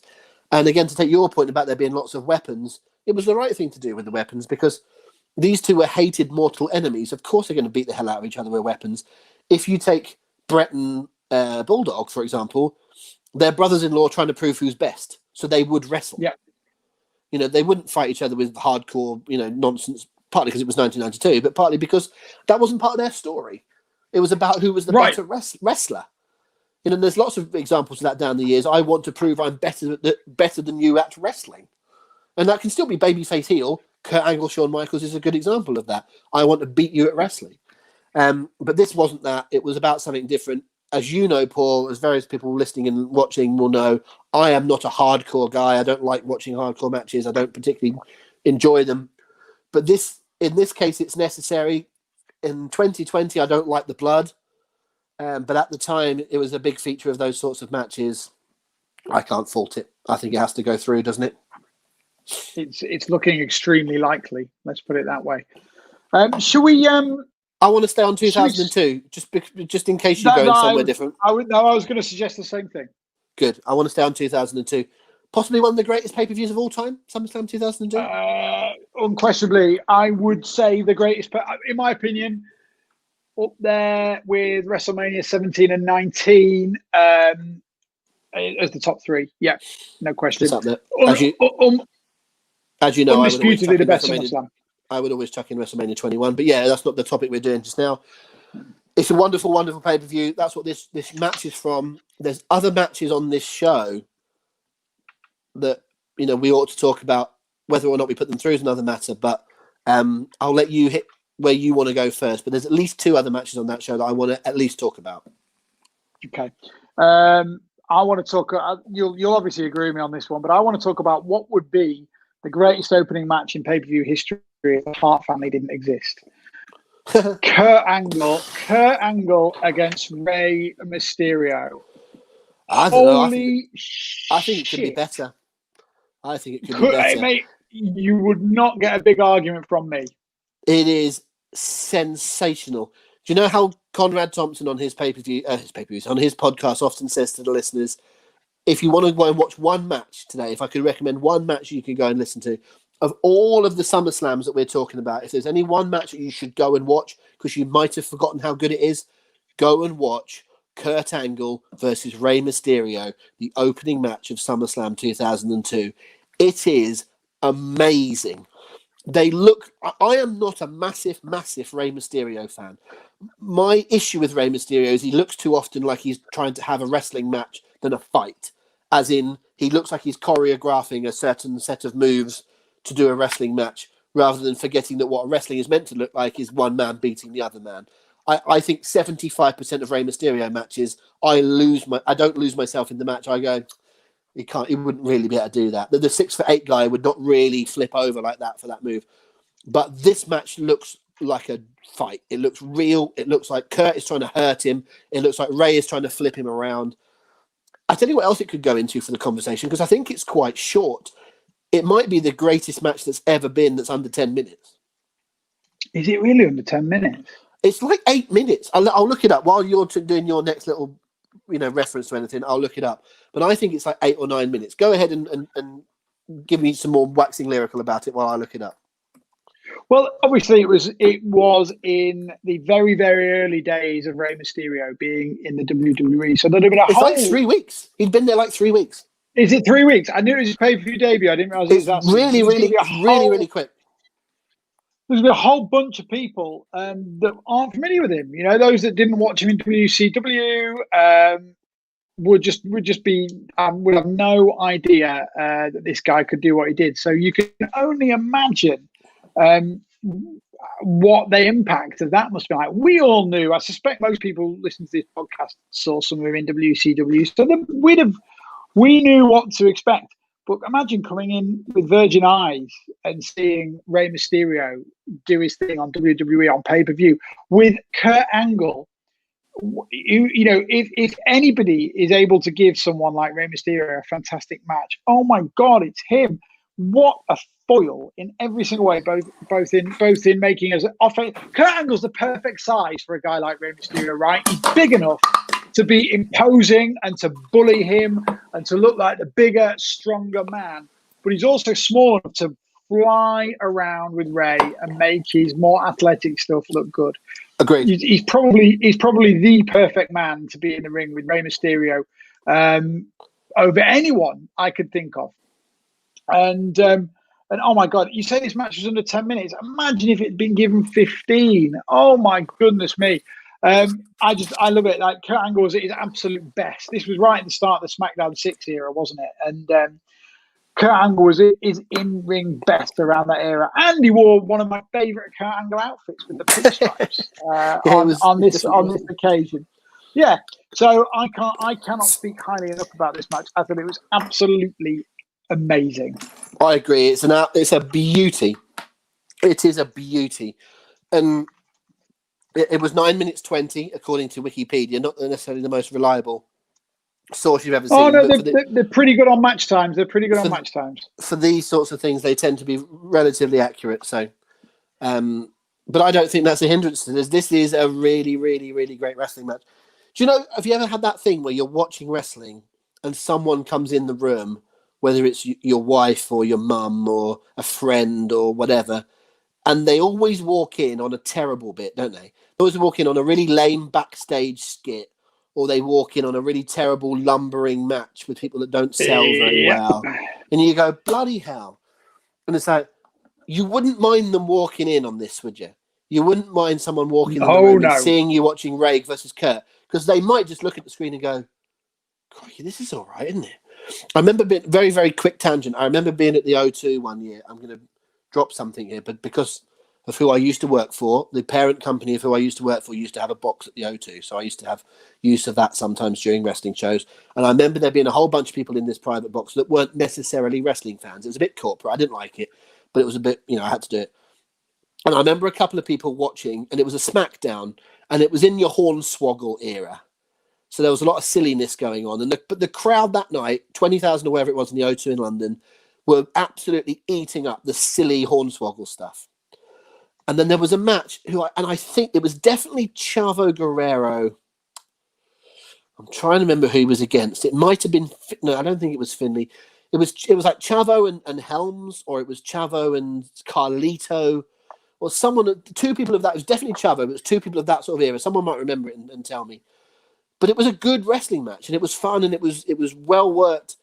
And people were going away to get a drink, and they were just wandering around, and they were chatting to each other. And I remember the two lads in front of me who had never really watched wrestling before went, "This is the first match I've seen all night that looks like a fight, and no one cares." And it was like wrestling fans or SmackDown fans in that era had been conditioned for sports entertainment and not realistic wrestling. Do you know what I mean? Yeah. So I actually think this Kurt versus Ray match in certain eras wouldn't necessarily have worked because of how the crowd. I think if this had been 5 years later or 10 years earlier, you'd actually look at it slightly differently because of what the landscape was like. But in this era, coming out of the Attitude Era, but with a whole bunch of workers around, the years 1998 and 99 are great for storytelling and for surprises and for Raw. But the year 2000 is the year when matches started to kick in, where you got more and more really good matches. And by 2002, you're flying because all of those people that were around then are still around, and the likes of Rey Mysterio are coming up, and Edge is coming up, and Brock Lesnar is coming through, and you start to get all these other people that are offering you those matches. And I think this match is so of its time. It, of course, would be brilliant at any time, but it was perfect in 2002, and it adds to it just that little bit. What more can be said? I mean, it has to go through, doesn't it? It has to go. Forget the fact that it's short. Look, it has to go through. It is going through to our consideration stage. Let's put it that way. I watched two other matches from this pay-per-view over the last couple of days in consideration for this, neither of which lived up to my previous expectations. One of them was Edge versus Eddie Guerrero, which was really good, but by no means stand out great. Not good enough, no. Two really good wrestlers having a really decent wrestling match. But that was it. And I didn't realise that Brock Lesnar versus The Rock, I didn't think it was all that. It was all right. It was a good passing of the torch. Brock was the right guy to win. It was the right match to have at that time. But when we're talking greatest matches in SmackDown history, in SummerSlam history, and almost by default greatest matches in history, this ain't up there. And I thought it might be, but it ain't. Well, it's an interesting point you make. I'll have to hold my hands up and say I haven't watched this match in some time, but I hold it in quite high esteem. But you know, the fact of the matter is that Lesnar just was not an elite worker at this point. He as a character, as a presence, as a draw, he was already amazing. But as a worker in the ring, he wasn't quite there. He got there, but he wasn't there yet. I'm not going to fight you on it, mate. It was, you know, for me, it was all about the booking, really. You know, the right guy won, like you said, the right guy won at the right time, and it created a megastar. It was a very good main event. You know, you certainly didn't walk away from the main event going, "Oh, that was a bit crap." After all those great matches, it was a bit crap. But you also weren't like talking about it being amongst the greatest matches you've ever seen. So I'm going to have to go with your judgment, like, because I haven't seen it recently enough to argue it. But I can totally believe what you're saying. I don't think you're talking nonsense. There will be a match. Paul Benson is a Grimsby Town fan, folks, and there will be a match in Grimsby history that you won. Have you won a playoff final or won a lower league cup final or something like that? Yeah. We've won all of the above. Right. Okay. So I bet if you went back and watched, you won a playoff final to get promoted back into the league, didn't you? Yep. We beat Forest Green. Well, I reckon if you go and watch that match tomorrow, I mean, I don't know because it might be a great match, but there's a fair chance that you'll go back and watch that and go, this is nowhere near as good a game as I thought. Because at the time, you were involved, you were invested, and it doesn't matter how good the game is, you just want your team to win. And this feels a little bit like that. I think that at the time, there was such a groundswell for Lesnar. It was the right thing to do. I am not criticizing it one iota. It was the right match for the right time. But I think in our heads, because we all felt that was important and because it was a good time, we've inflated it. And I probably haven't watched that match for 10 years until today or till yesterday. And I was left a bit cold by it in terms of watching it as a historical great match up against other great matches. Again, I'm watching it up against a whole bunch of wonderful matches. Do you know what I mean? It's not like I've watched it out of nowhere. And so I recognize that there's other things that I've watched around it. So it's going to, it's going to struggle up against some of the unbelievable stuff we've already talked about. But I just wanted to mention it because I think it was definitely mentioned by other people. Who was it that did say? I wanted to read this whole tweet out because it factors in a few different things that we've talked about. Andy Mulligan on Twitter said the Owen Brett cage match isn't near the level of the others. It's strange how much it gets built up. We talked about that earlier. But he also says, for him, it's either Ray versus Angle or Brock versus Rock. The video package for that title match was great, and as it may well be. It's interesting how we highlight one that we think people might have forgotten about a wee bit, but I'm doing down one that I think is a bit overrated. At the same time as him mentioning Owen Brett, of which I talked about, that sort of thing. So it's very interesting how people will pick up on different things about different aspects. While we were at it, doing some comments, Will Kitchen, who's someone we see quite a lot in the quiz on a Sunday. So hi to Will. He said that he also concurs. Someone else had tweeted earlier and said about Triple H versus HBK. When the basics are done well, add in great timing, selling, and psychology, the end result is magic. And I think that's a great point. And I think what he was responding to was Daniel Hurley, who's been a long-time supporter of ours, comes to a lot of our pay-per-view live shows. Daniel says, Triple H versus HBK 02 for me by a distance, an absolute masterclass in storytelling. And funny enough, what you just said before, Dan said a backbreaker could have been the finish in that match, and it would still have been believable due to the performance of both men. Other comments as we go, but I thought those were important ones to bring up. There's a couple I want to talk about and say how good they were, but also there's not a lot to say Funnily enough, they're just great wrestling matches, and they're both in 2000. Well, one's in 2000, one's in 2001. Okay. One in 2000, it's Rock Austin Angle, and in 2001, it's Austin Angle. I think Austin Angle's the better of the two matches. Very, very, very good match. I loved heel Austin in the ring for that summer.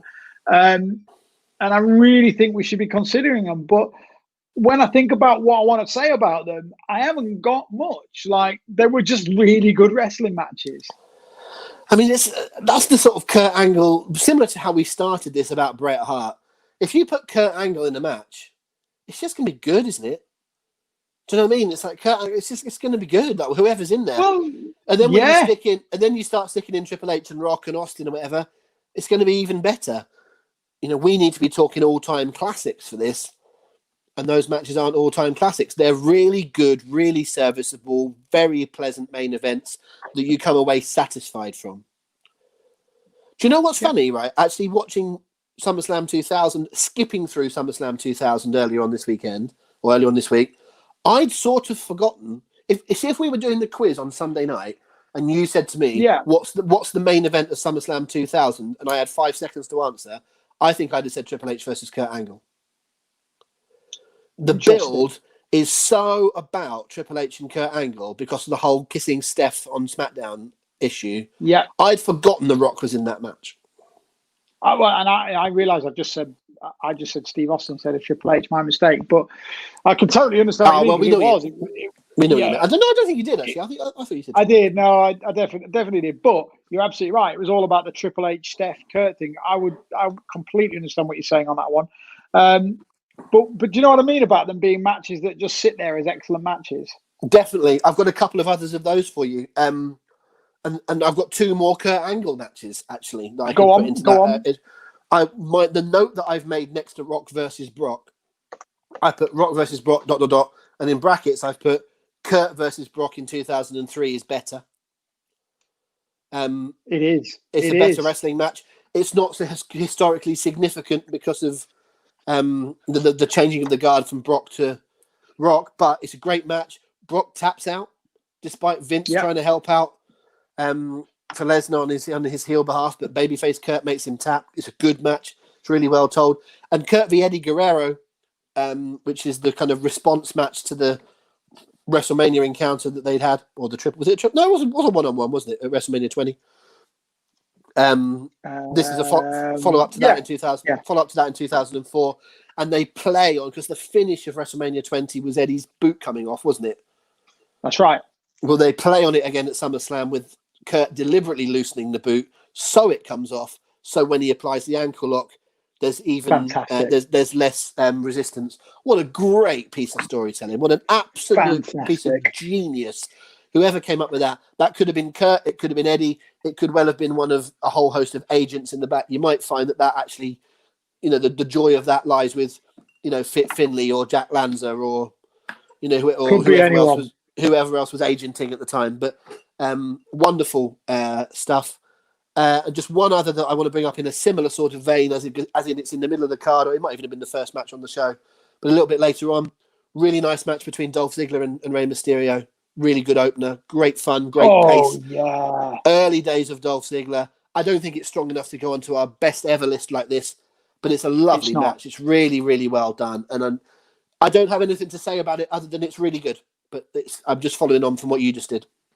Yeah, absolutely right. And the other one I'd add to that same group would be Orton versus Christian from 2011. Yeah, actually, I've just looked on my list, actually, and I do have Orton v. Christian on my list. And a similar sort of thing. It's really good. Orton versus Christian, we probably won't do a most underrated because the term underrated is such a difficult thing to talk about. But Orton, these days, there's a very, very annoying phrase, which is low key. People talk about something being a low key classic or this is low key good or something. And I don't like the phrase. But if you were using that and talking about underrated, Randy Orton versus Christian from around about 2011 is an absolutely brilliant feud. It's amazing. Brilliant stuff, wonderful stuff. But because Orton doesn't always get, I think, what he's deserving, it's funny about what's going on right now. We're going to watch Orton in potentially a main event or at least in a big match on Sunday night. And then once again, he deserves to be there. And he's been around for 20 years doing a great job. I still don't feel he always gets what he deserves. Sometimes he's not always motivated to do what's good enough. But when he's motivated and he's on and he's got a good opponent, Randy Orton's as good as there is.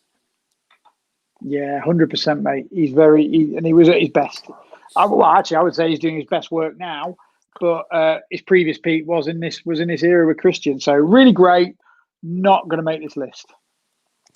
No, probably not. I would like to knock off 2 or 3 more matches that I think are good but not great. No, sorry, very good but not ultra great. And then that will get us on to my last 2 or 3 suggestions for pushing through. And then obviously you will have the same format to do so. 2 John Cena matches: Cena versus Punk from 2011, Cena versus Brock from 2014. I think are both great. They're a bit Cena formulaic, but I think they're befitting good, strong, believable, enjoyable matches without being standout all-time greats. I don't know how you stand on those 2. I don't argue on that. I didn't actually have the 2011 match on my list. I think it's the weakest of their 3 high-profile matches, with the other one being Money in the Bank that year. I agree with you. Raw the following year. Totally agree with you. Yeah, so I didn't have that on my list. Lesnar Cena, again, another great example. Incredible booking. Having Lesnar mow through. It was supposed to be Daniel Bryan, wasn't it? Until he got injured and he was going to slay the big, the fans' favourites in minutes. But, absolutely squashing. And it was a squash. I don't think it was Cena formulaic. It was a squash. No, I meant Cena formulaic for the Punk match. I didn't mean it for the Brock one. I worded it badly. Right, okay. So I thought the booking was incredible. Like, really, after Lesnar won the match against Undertaker at WrestleMania, as if he needed any more cementing. This did it. This absolutely did it. But as a match in of itself, it's a step below. It's a really good match, but it's not. Yeah, I've got it on my list, but I've crossed it off. Yeah, me too. It's the birth of Suplex City as well, isn't it? No, that was WrestleMania. Was it? Yeah, WrestleMania 31 was the first utterance of Suplex City, bitch. Oh, was it? Okay, I feel like it's. I felt like it was that one, but maybe it's more like the idea of Lesnar throwing suplexes all the time, as opposed to the statement itself. James Billington on Twitter, another long-term supporter of ours. Main event from 2017: Lesnar versus Strowman versus Reigns versus Samoa Joe. In his words, if you've not seen this match since it happened, you're in for an absolute treat. I think we were in the Clapham Grand then, weren't we, for our pay-per-view parties? I seem to remember watching that one on the floor of the Clapham Grand. That's right. We were indeed. I'm afraid I can't agree with James on that one. He and I tend to be, I think, from what I see of him on Twitter, he and I seem to be quite in step on a lot of opinions with regards to wrestling, but I'm not on this one. I thought it was a fun match, most definitely.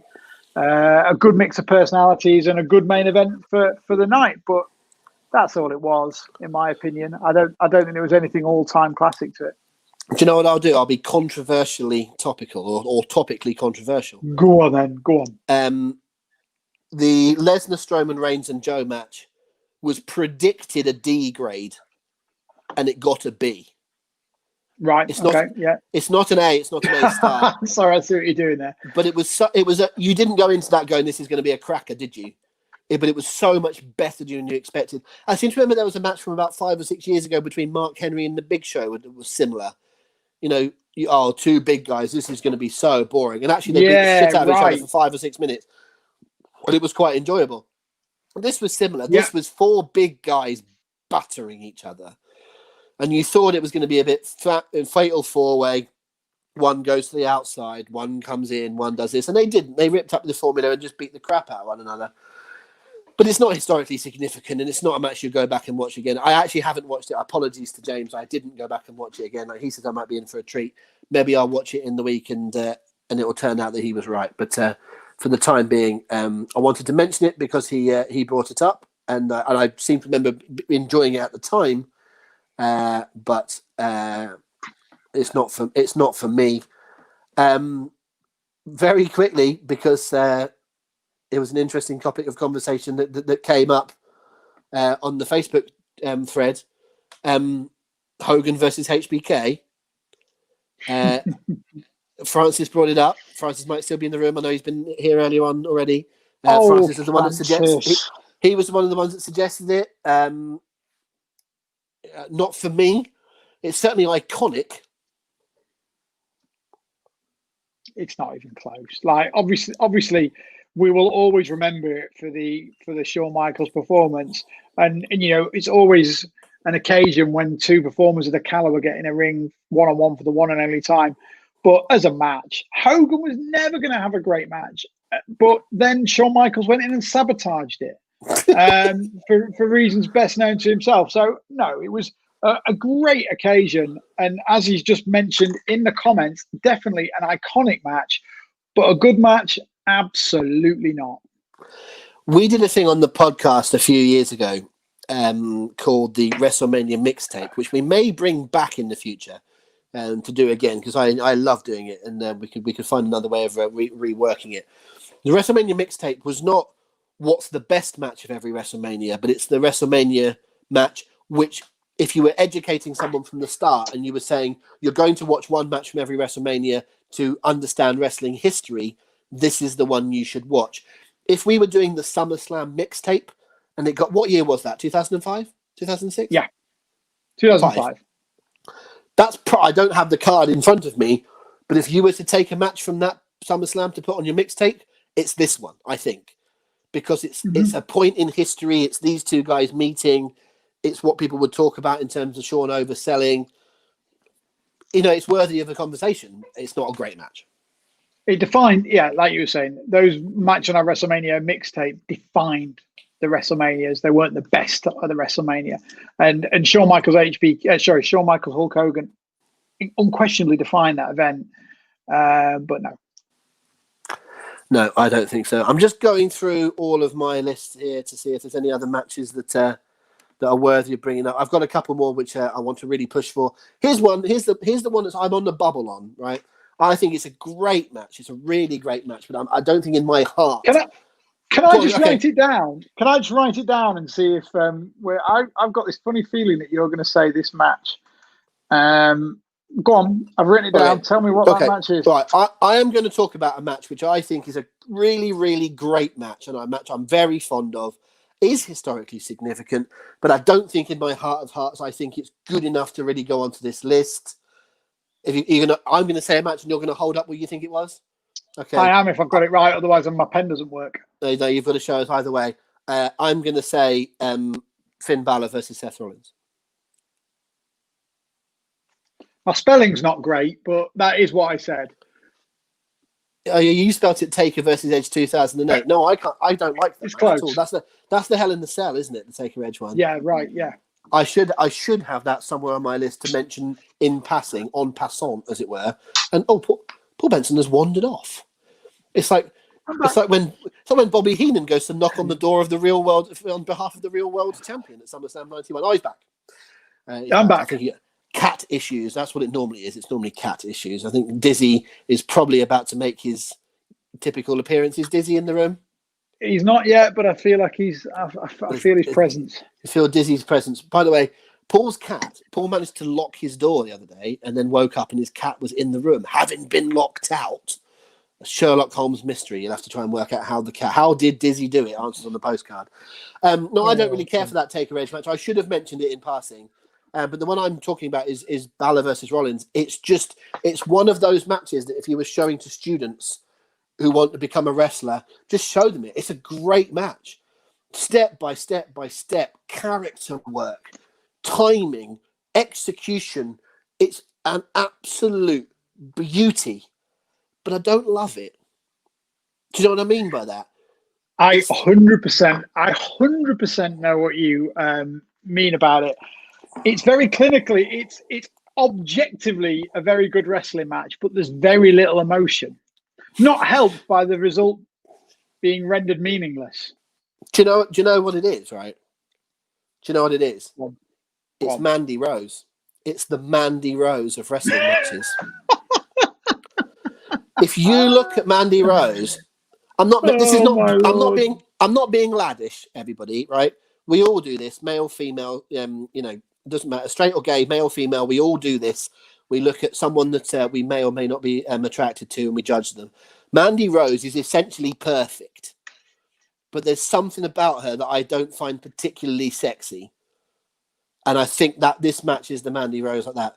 I would have someone that doesn't look quite as perfect, but has got a character every single day over someone that is like completely conventionally beautiful, but has got nothing behind the eyes. She might be lovely, Mandy Rose. I have no idea what she's like as a person. I'm being incredibly judgmental.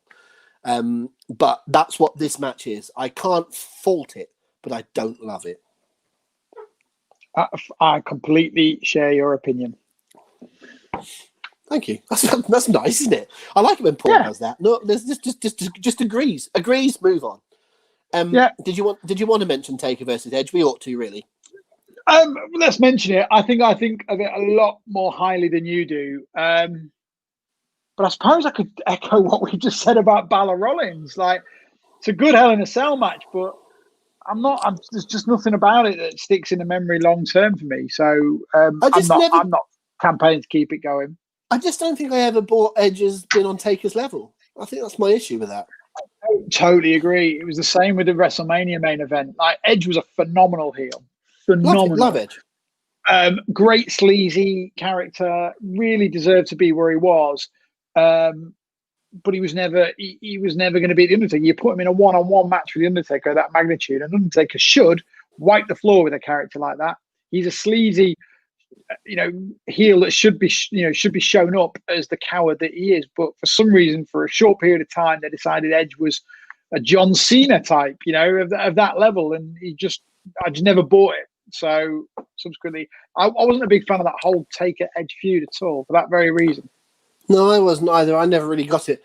I'm not saying it would have been the right thing to do, but there's an argument to say that if you were going to have someone break the streak, it would be an Edge to elevate them, as opposed to a Brock that was already there. I don't think I would have done it. It wasn't the right time to do it. No. You had so much more to invest in the streak. But if Undertaker was absolutely dead set that time of retiring, that could have been the person you went to. Do you know what I mean? Do you know what I'm saying by that? Yeah. I totally do. I don't agree, but I can see where your point is. I don't agree. I don't agree with me either. If you see what I'm saying, but I would have preferred it to have been Edge rather than Brock. Right, I've got 3 matches left that I want to discuss, and 2 of which I'm very confident I want to put through. And there's one other that's in the discussion. I've got 5, probably 4 serious and 1 a slight level below. Okay, let's have at least one of yours then to get us down to level pegging. Okay, let's go to 2013, and I flip a coin: Brock Lesnar versus CM Punk. Okay, well, I know which one you flipped a coin from, and both of those are on my 3 that remain. I watched both of those matches today. I remember on the night, we were in Belushi's, I think, then, for our Hooked On party in London anyway. Our first SummerSlam. First SummerSlam party, and I remember watching CM Punk versus Brock Lesnar, and someone, I forget who it was, someone in the bar turned to me and said, "That is one of the best wrestling matches I've ever seen." And I said to them, "Stay tuned, because it might not be the best wrestling match you see tonight." Yeah. So strong was that card. Anyway, today I watched CM Punk versus Brock Lesnar, and I watched John Cena versus Daniel Bryan. Today, I preferred CM Punk versus Brock Lesnar. Okay. What say you? Can't pick between them. 2 very, very different matches, 2 excellent matches. But sticking with Lesnar Punk, I absolutely adored everything about this. I love the build. I love the story that went into it. I love the character. I love the juxtaposition of the characters. I love the juxtaposition of the 2 styles of wrestling. I just thought, and let's remember, this was Punk's first match as a babyface since he dropped the title. It was certainly his first pay-per-view match, if not his first match. And how much did we want to cheer CM Punk as a wrestling fan base as a whole? How much did we want to get behind that guy? And the right man won. Okay, Brock Lesnar won, and that was the right call. It was the right booking. But this was just, and you said earlier in the podcast about how good Brock Lesnar is at selling. Watch this match. Yeah. There's, yeah.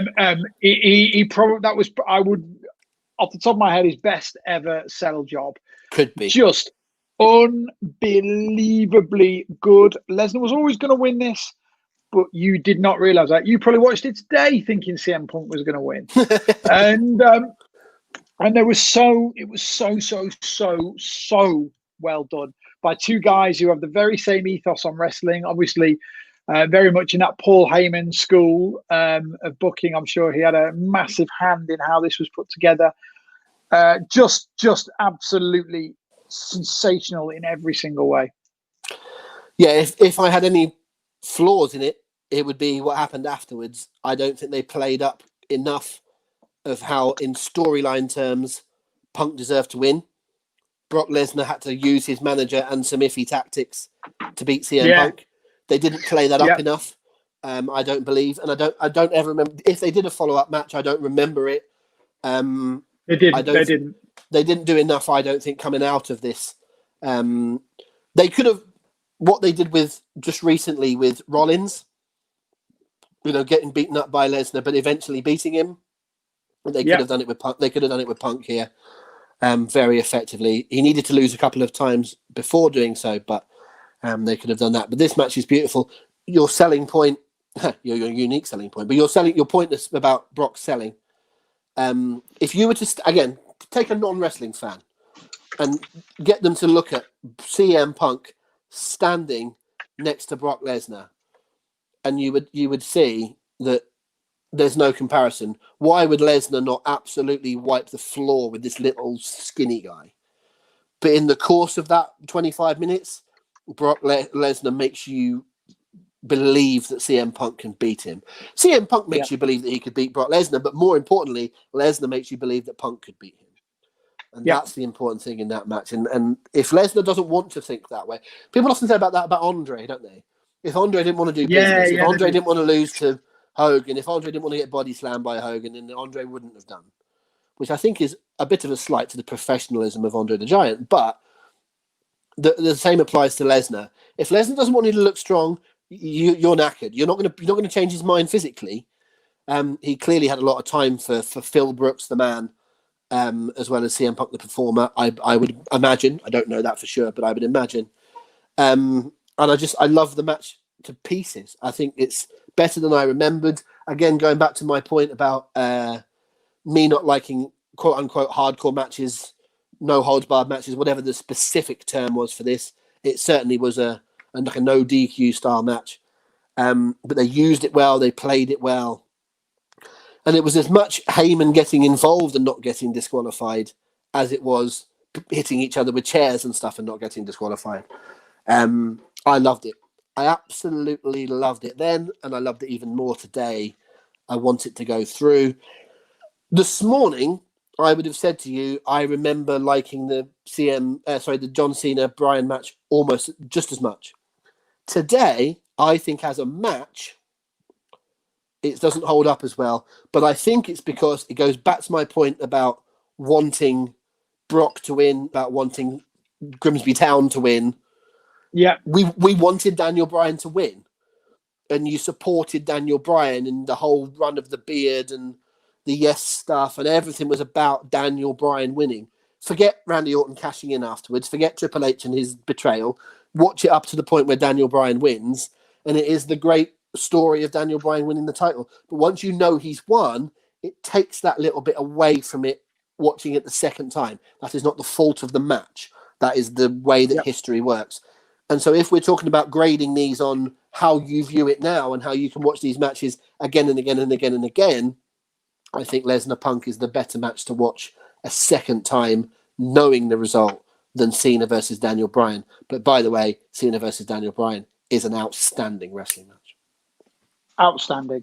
And there's certainly, when we come to do the final reckoning on this, there will be an argument made for having 2 matches out of 5 from the same pay-per-view. Yeah. It was a wonderful, wonderful match. In fact, just looking at my list of what I've got left, I've got 4 matches left, mate, and they are all John Cena matches. I'll tell you what I'll do then, is that I'll do we can talk a bit more about Cena Bryan just now, but I'll send it when we do the next match. I'll do the next match to get my last one off the list, and then whatever's left is yours. But for now, sure. anything more on Bryan and Cena? It was just an amazing wrestling match. It was another example of face versus face, which, looking back in history, seems to be quite a thing at SummerSlam, by the way. And it was Bryan's coming out party in the main event. John, when you talk about Brock Lesnar making people look good, when John Cena wanted someone to look the business, he had no qualms about laying down and being squarely beaten. And he absolutely, clearly wanted to do the business for Daniel Bryan on this occasion.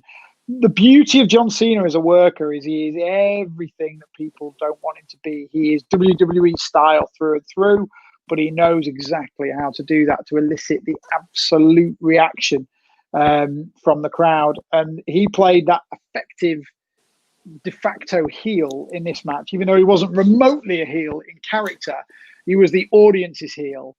And oh my God, he just toes that line just so impeccably well. And to have that have Daniel Bryan as a foil for that could not have been better. I just thought it was just a tremendous match, and made better by the fact that Daniel Bryan got to the top of the mountain and had it taken away from him and snatched away cruelly at the end. Honestly, it might, obviously as an audience member in the moment, it's slightly disappointing, but in terms of long-term storytelling, it is the right move. Yeah, it's totally the right move. It was exactly the right thing to do. And to be fair, we've all seen it coming. I remember back then, we all knew that Randy Orton was walking out of that pay-per-view as champion with his briefcase. Don't think we all necessarily saw the Triple H turn coming. Maybe we did. I can't remember. But we all knew Orton was walking out with that briefcase one way or the other. Doesn't matter. Incredible match. Definitely in the final shake-up. Okay. One of the reasons that I'm ever so slightly down on it compared to other things is twofold. One, if we're talking about two matches on the same night, I think the Punk Lesnar one is better. And two, if we're talking about two matches of a very, very similar ilk, i.e. Cena, the establishment babyface, versus, I hate saying the indie darling because that's a bollocks phrase, but against the person more respected for their in-ring work, I think 2016's John Cena versus AJ Styles is better than John Cena versus Daniel Bryan. That is why I feel like I'm more down on Cena Bryan than I ought to be. It might be the best match ever on SummerSlam is AJ Cena, and the second best match on SummerSlam ever is Brock Punk, and the third best match ever is Cena versus Bryan. Do you know what I mean? It might be, It might be the third match ever, but if it's the third match ever, Brock and Punk and AJ Cena, I think, are better. Having watched the three of them quite close together, I like AJ Styles versus John Cena better than I like Daniel Bryan versus John Cena. I think AJ Styles gels better with John Cena. I think they're a better mix. I think they're a better combo. I actually think if this was had me up against the wall and say you could only watch one of these people wrestle for the rest of your life, AJ Styles or Daniel Bryan, I would watch AJ Styles. And I think that might influence my decision. But listen, I love Daniel Bryan. Daniel Bryan's amazing. But I love AJ Styles. Many would agree with you. What can I say? I can't really say much about this match other than it was so good. For all the reasons you've just said, my only minor criticism of it, and this is so unbelievably minor, but this is what would probably put Bryan Cena ahead for me, is that it wasn't quite, didn't quite have the stakes, didn't quite have that emotional heft that Bryan against Cena had. That's true. And that's that is important to me. In fact, probably the most important element of any match. It does not cover for bad wrestling, but it goes an awful way to making a good moment out of even a bad match. And if you're talking about two spectacularly good matches, it does give the other one the edge for me. It's a good point. But I could totally understand why you might. They are on a knife edge. We're talking extremely close. Two 5-star matches. 7 stars if Dave Meltzer was rating them and they were in Tokyo. But they're so close. I give the 2013 match the thinnest of edges. I was just about to call you a Bruce Pritchard fanboy for repeating one of his podcast things, and then I realised I'm wearing my Something to Wrestle With shirt. So I don't really have anything to say, do I? Right. I'm done, I think. I don't think there's anything else on my list. Over to you to kind of wrap it up, as it were. I've got two more, and I don't think either of them are going to stand up to the level of the others, but I want to mention them nonetheless, more to highlight just how excellent. We talked about earlier, very briefly, said who's Mr. SummerSlam. The first half of SummerSlam, the first, how many SummerSlams are we in now? We're 30 years, 31 years. So I think about 30 SummerSlams. It was 88, wasn't it? Yeah, so about 30, 31 SummerSlams. Bret Hart was Mr. SummerSlam for that first half. John Cena was Mr. SummerSlam for that second half. Yeah. The two matches I want to throw in the mix: 2015, Seth Rollins against John Cena. Stunningly good match again. The match that was for the US Championship and the the title for title, WWE Championship. Yeah. Ruined minorly by the random Jon Stewart heel turn. Yes, I can't. That's why that's not on my list. That's the Jon Stewart match. That's why it doesn't get right to the tippy top for me either. And the other one that was excellent, and if you haven't watched this in your little research, mate, please go back, and the same for everybody else. If you don't know this match, go back and watch it. John Cena against Batista from 2008. I did actually I skimmed over that. I do. I know the one you mean. And one of the reasons why I didn't write that down, and I should have done. Go on. I have a little bit of a tendency to think if they've had a better match at another time, it sort of almost goes out of my brain a bit, which is wrong, because if we were doing, like I said before, if we were doing Survivor Series, that would mean I would get rid of Bret Austin, which is ridiculous, because clearly that would be in the Survivor Series discussion. But if you say to me, name a great John Cena Batista match, I go to WrestleMania 26. This is way better. You think? Okay. As a match, way better. The build to the WrestleMania one was infinitely better. Heel Batista in that area, that's one of the most fun builds of a match I can remember. As a match, this one blows it out of the water, in my opinion. Give that a watch. It's 14 minutes or so. I would say the things I picked up on this match that really interest me, first of all, it's non-stop. It was very similar to the Batista Undertaker match from WrestleMania 22, 23, where it just did not stop. Just constant action all the way through. And also, again, it doesn't necessarily speak for the quality, but they just didn't really leave the ring at all. They were just, they really treat it as a wrestling match. It was fantastic. Again, it doesn't genuinely make the list, mate. I'm not fighting ahead of some of these matches, but I just want people to go out and watch it, because it is way better than, like you said, you've skimmed over it. Don't. It's great. Okay, fair dues. I will go back and take a look at that.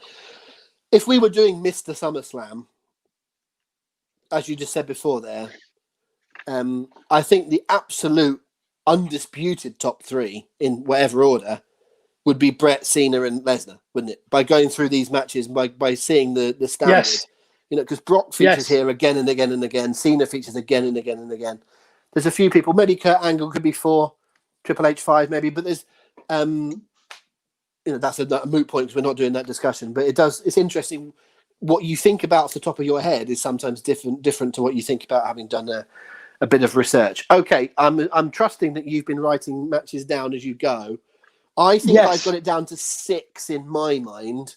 We'll see how we tally up. I think I've got it to 8. 1, 2, 3, 4, 5, 6. I think 8. Right. So chronologically, mate. Chronologically. Okay. Yeah. I've got Bret Hart, Mr. Perfect. Yeah. Bret Hart, Bulldog. Yeah. HBK Razor. Yeah. Skipping forward quite a number of years, Angle against Ray. Yeah. Triple H against Shawn Michaels. Mm-hmm. Then another big leap forward to Lesnar Punk, Bryan Cena, and Styles Cena. Yeah. Okay. They're the 8. I actually had 9 on a short list, including TLC, which we discussed and knocked off. Those are the 8 of the 9 that I had on my This is before we even started tonight.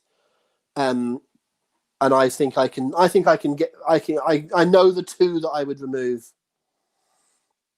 To get me down to 6. In fact, I think I know the 3 actually, but we'll see how we go. Well, all right. Well, I think we're going to have to go unanimous on this one, aren't we? If one of us says nay, let's go through them one by one. If anyone says nay to either of them, then let's get rid of one each, because if we don't both agree, whichever one we both think is the bottom one goes. True. Okay, go on then. You go first. I'm going to get rid of Brett versus Perfect. I love it. I love it to death. I absolutely love it to death, right? But just in terms of what you said before about the stakes, this is only the IC, it's not the world title, right? It's also a little bit shorter than others. And put simply, I'm not saying we only have to have one match for everybody, because that's not the rules. But I think Bulldog versus Brett is better. And I'm just working off the basis of that. You're giving me, to me, Brett versus Perfect couldn't win. If you were trying to get me to decide on what my number one is, I don't know my number one, hand on heart. But I know it couldn't be Brett versus Perfect because I think Bulldog is better. So I'm going to remove Brett versus Perfect out of that list. I admire your logic. I think I might have had that, but I can't say hand on heart. I definitely would, so I'm not too upset. By the way, guys, I adore that match. It's one of my favourite matches of all time. But at this stage, I don't think we need to say that. I think we're at the point where every single match that we take out now, we adore. These are all unbelievably all-time good matches. But we've got to take it down, and we're not going to have 6 this week. We're going to have 5. I am going to take out, so what we got left, 7. I'm going to take out Shawn Michaels against Razor Ramon. Agreed. That would be the next one. You may have done too. That's the next one I would take out. And I actually think there's a little chat about all of the ladder matches that we've talked about. That one, RVD, Hardy, Triple H, Rock, TLC, Punk, Hardy. They're all really, really, really good. But it's hard for a ladder match to be absolutely right at the very top, purely because of the first one at WrestleMania 10. And not only does that happen to be the first ladder match, it happens to be the same two fellas. So I'm okay. I'm okay with that. Okay. So that leaves with 6. Now I think there's a few that we can absolutely agree on. I've got 4 that I would have 4 that I would definitely want through. Right, go on, let's hear them. I would want Brett Bulldog through. That's through. I would want Shawn versus Triple H through. That's through. I would want Brock versus Punk through. That is through. And I would want AJ versus John Cena through. I'm with you. Okay, they would be my 4, with the 2 remaining being Angle versus Ray and Cena versus Bryan. I would probably side with Kurt Angle versus Rey Mysterio, but I do take on board what you said before about the stakes involved, about the significance of it at the time, and the fact that that's a main event, and the main event of a very good card. Angle versus Rey is a great match, but it could have happened at any point, and it wasn't of any significance. I would go Angle versus Rey. If you agree with me, we'll put Angle versus Rey through. But if you disagree with me, I'll go with you. If you understand what I'm saying. So it's basically my choice. It is your choice, yeah. Because we're either 2-0 or 1-1. But I am so close between the 2 of them. And I'm so close between the 4 of them, actually, because, if you had said to me, F off, Rob, I'm the head of Hooked on Wrestling, Brett versus Perfect goes through, I'm not sure I'd fight you massively. Do you know what I mean? Because it's one of the greatest matches of all time. But I happen to think that these 6 that we've come down to are better. Isn't it funny that whichever one we choose, whichever one we choose, one SummerSlam is going to get 2 matches, either 2002 or 2013. That's true. I don't know. I think I think we probably ought to go with Cena, Brian. And it's not my personal choice, but I think we probably ought to go with it because I think more people would vote for it. I think more people would understand it as a main event. And I feel like it would have 5 matches that are... Right enough, AJ Cena's got nothing on it, is it, other than being a great match. I just happen to think it's a wonderful wrestling match. Oh, man alive, this is hard. I'm leaning the same way. I'm leaning the exact same way. So let's do that. Let's go Bryan against Cena, which leaves a final 5 of Bret Hart, Bulldog, Triple H, Shawn Michaels. Kurt Angle doesn't make the list. Lesnar, Punk, Bryan, Cena, and Styles, Cena. That is one hell of a 5. Kurt Angle doesn't make this list. Kurt Hennig doesn't make this list. Scott Hall doesn't make this list for the great matches that they've had. This has been the most fun podcast to research, to go through, to come up with. There are going to be people that are going to say, how come you didn't include this match? And we're going to go, legitimately, we had it at about 17. We're looking for a top 5. It is incredible, the standard of this. God bless SummerSlam and all who have sailed within this wonderful vessel. I've had the best couple of days watching these matches, and we've had about 3 or 4 suggestions tonight that I'm going to go away and watch either after this or tomorrow. What would be fun one time is putting together our top 10 SummerSlam matches and our top 10 WrestleMania matches and seeing which one was the most impressive list. I think, oh my God, WrestleMania would have to go some to beat the top 10 here. I think that's something we do in WrestleMania week. I think we hold that idea back, and when we go mad on WrestleMania week on the website, we go for that. Right, we have our 5. Before we go through those 5 once again, a few little details, folks. On Sunday, it is SummerSlam night. Join us at 8 p.m. on hookedonwrestling.co.uk's YouTube and Facebook channels. Is that correct, Paul? That's correct. YouTube and Facebook, where we will have 4 hours worth of build up to SummerSlam, looking back on, particularly on SummerSlam 92. We're talking to the wife and 2 children of the British Bulldog about that match. We're having a watch along. We're talking to the promoter of the event. We're talking to the chairman or president of the Cauliflower Alley Club, for whom we're raising money for the club, that is, and all sorts of other fun shenanigans beside, including the famous Hooked on Wrestling quiz. That is coming up this Sunday. We're going to have an unbelievable night. Please join us. Go to hookedonwrestling.co.uk/SummerSlam. Secondly, and this is a brief plug, but Paul will tell me the exact date. I think it is a week on Monday, but I don't know the date off the top of my head.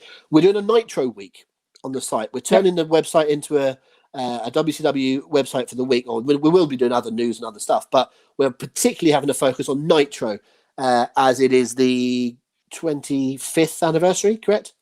25th on the 4th of September, which is the Friday of the week. Yeah, it's going to be all, obviously, like Rob says, news will be as is, but all the features we do, all the podcasts, all going to be Nitro themed. We've got a fun stack of interviews lined up that we'll be pumping out there. Some as videos, some as written interviews with some interesting names. So just keep an eye out for that. We did an Undertaker weekend not so long ago. This is the next of our theme weekends. We think there's going to be a lot of fun to be had.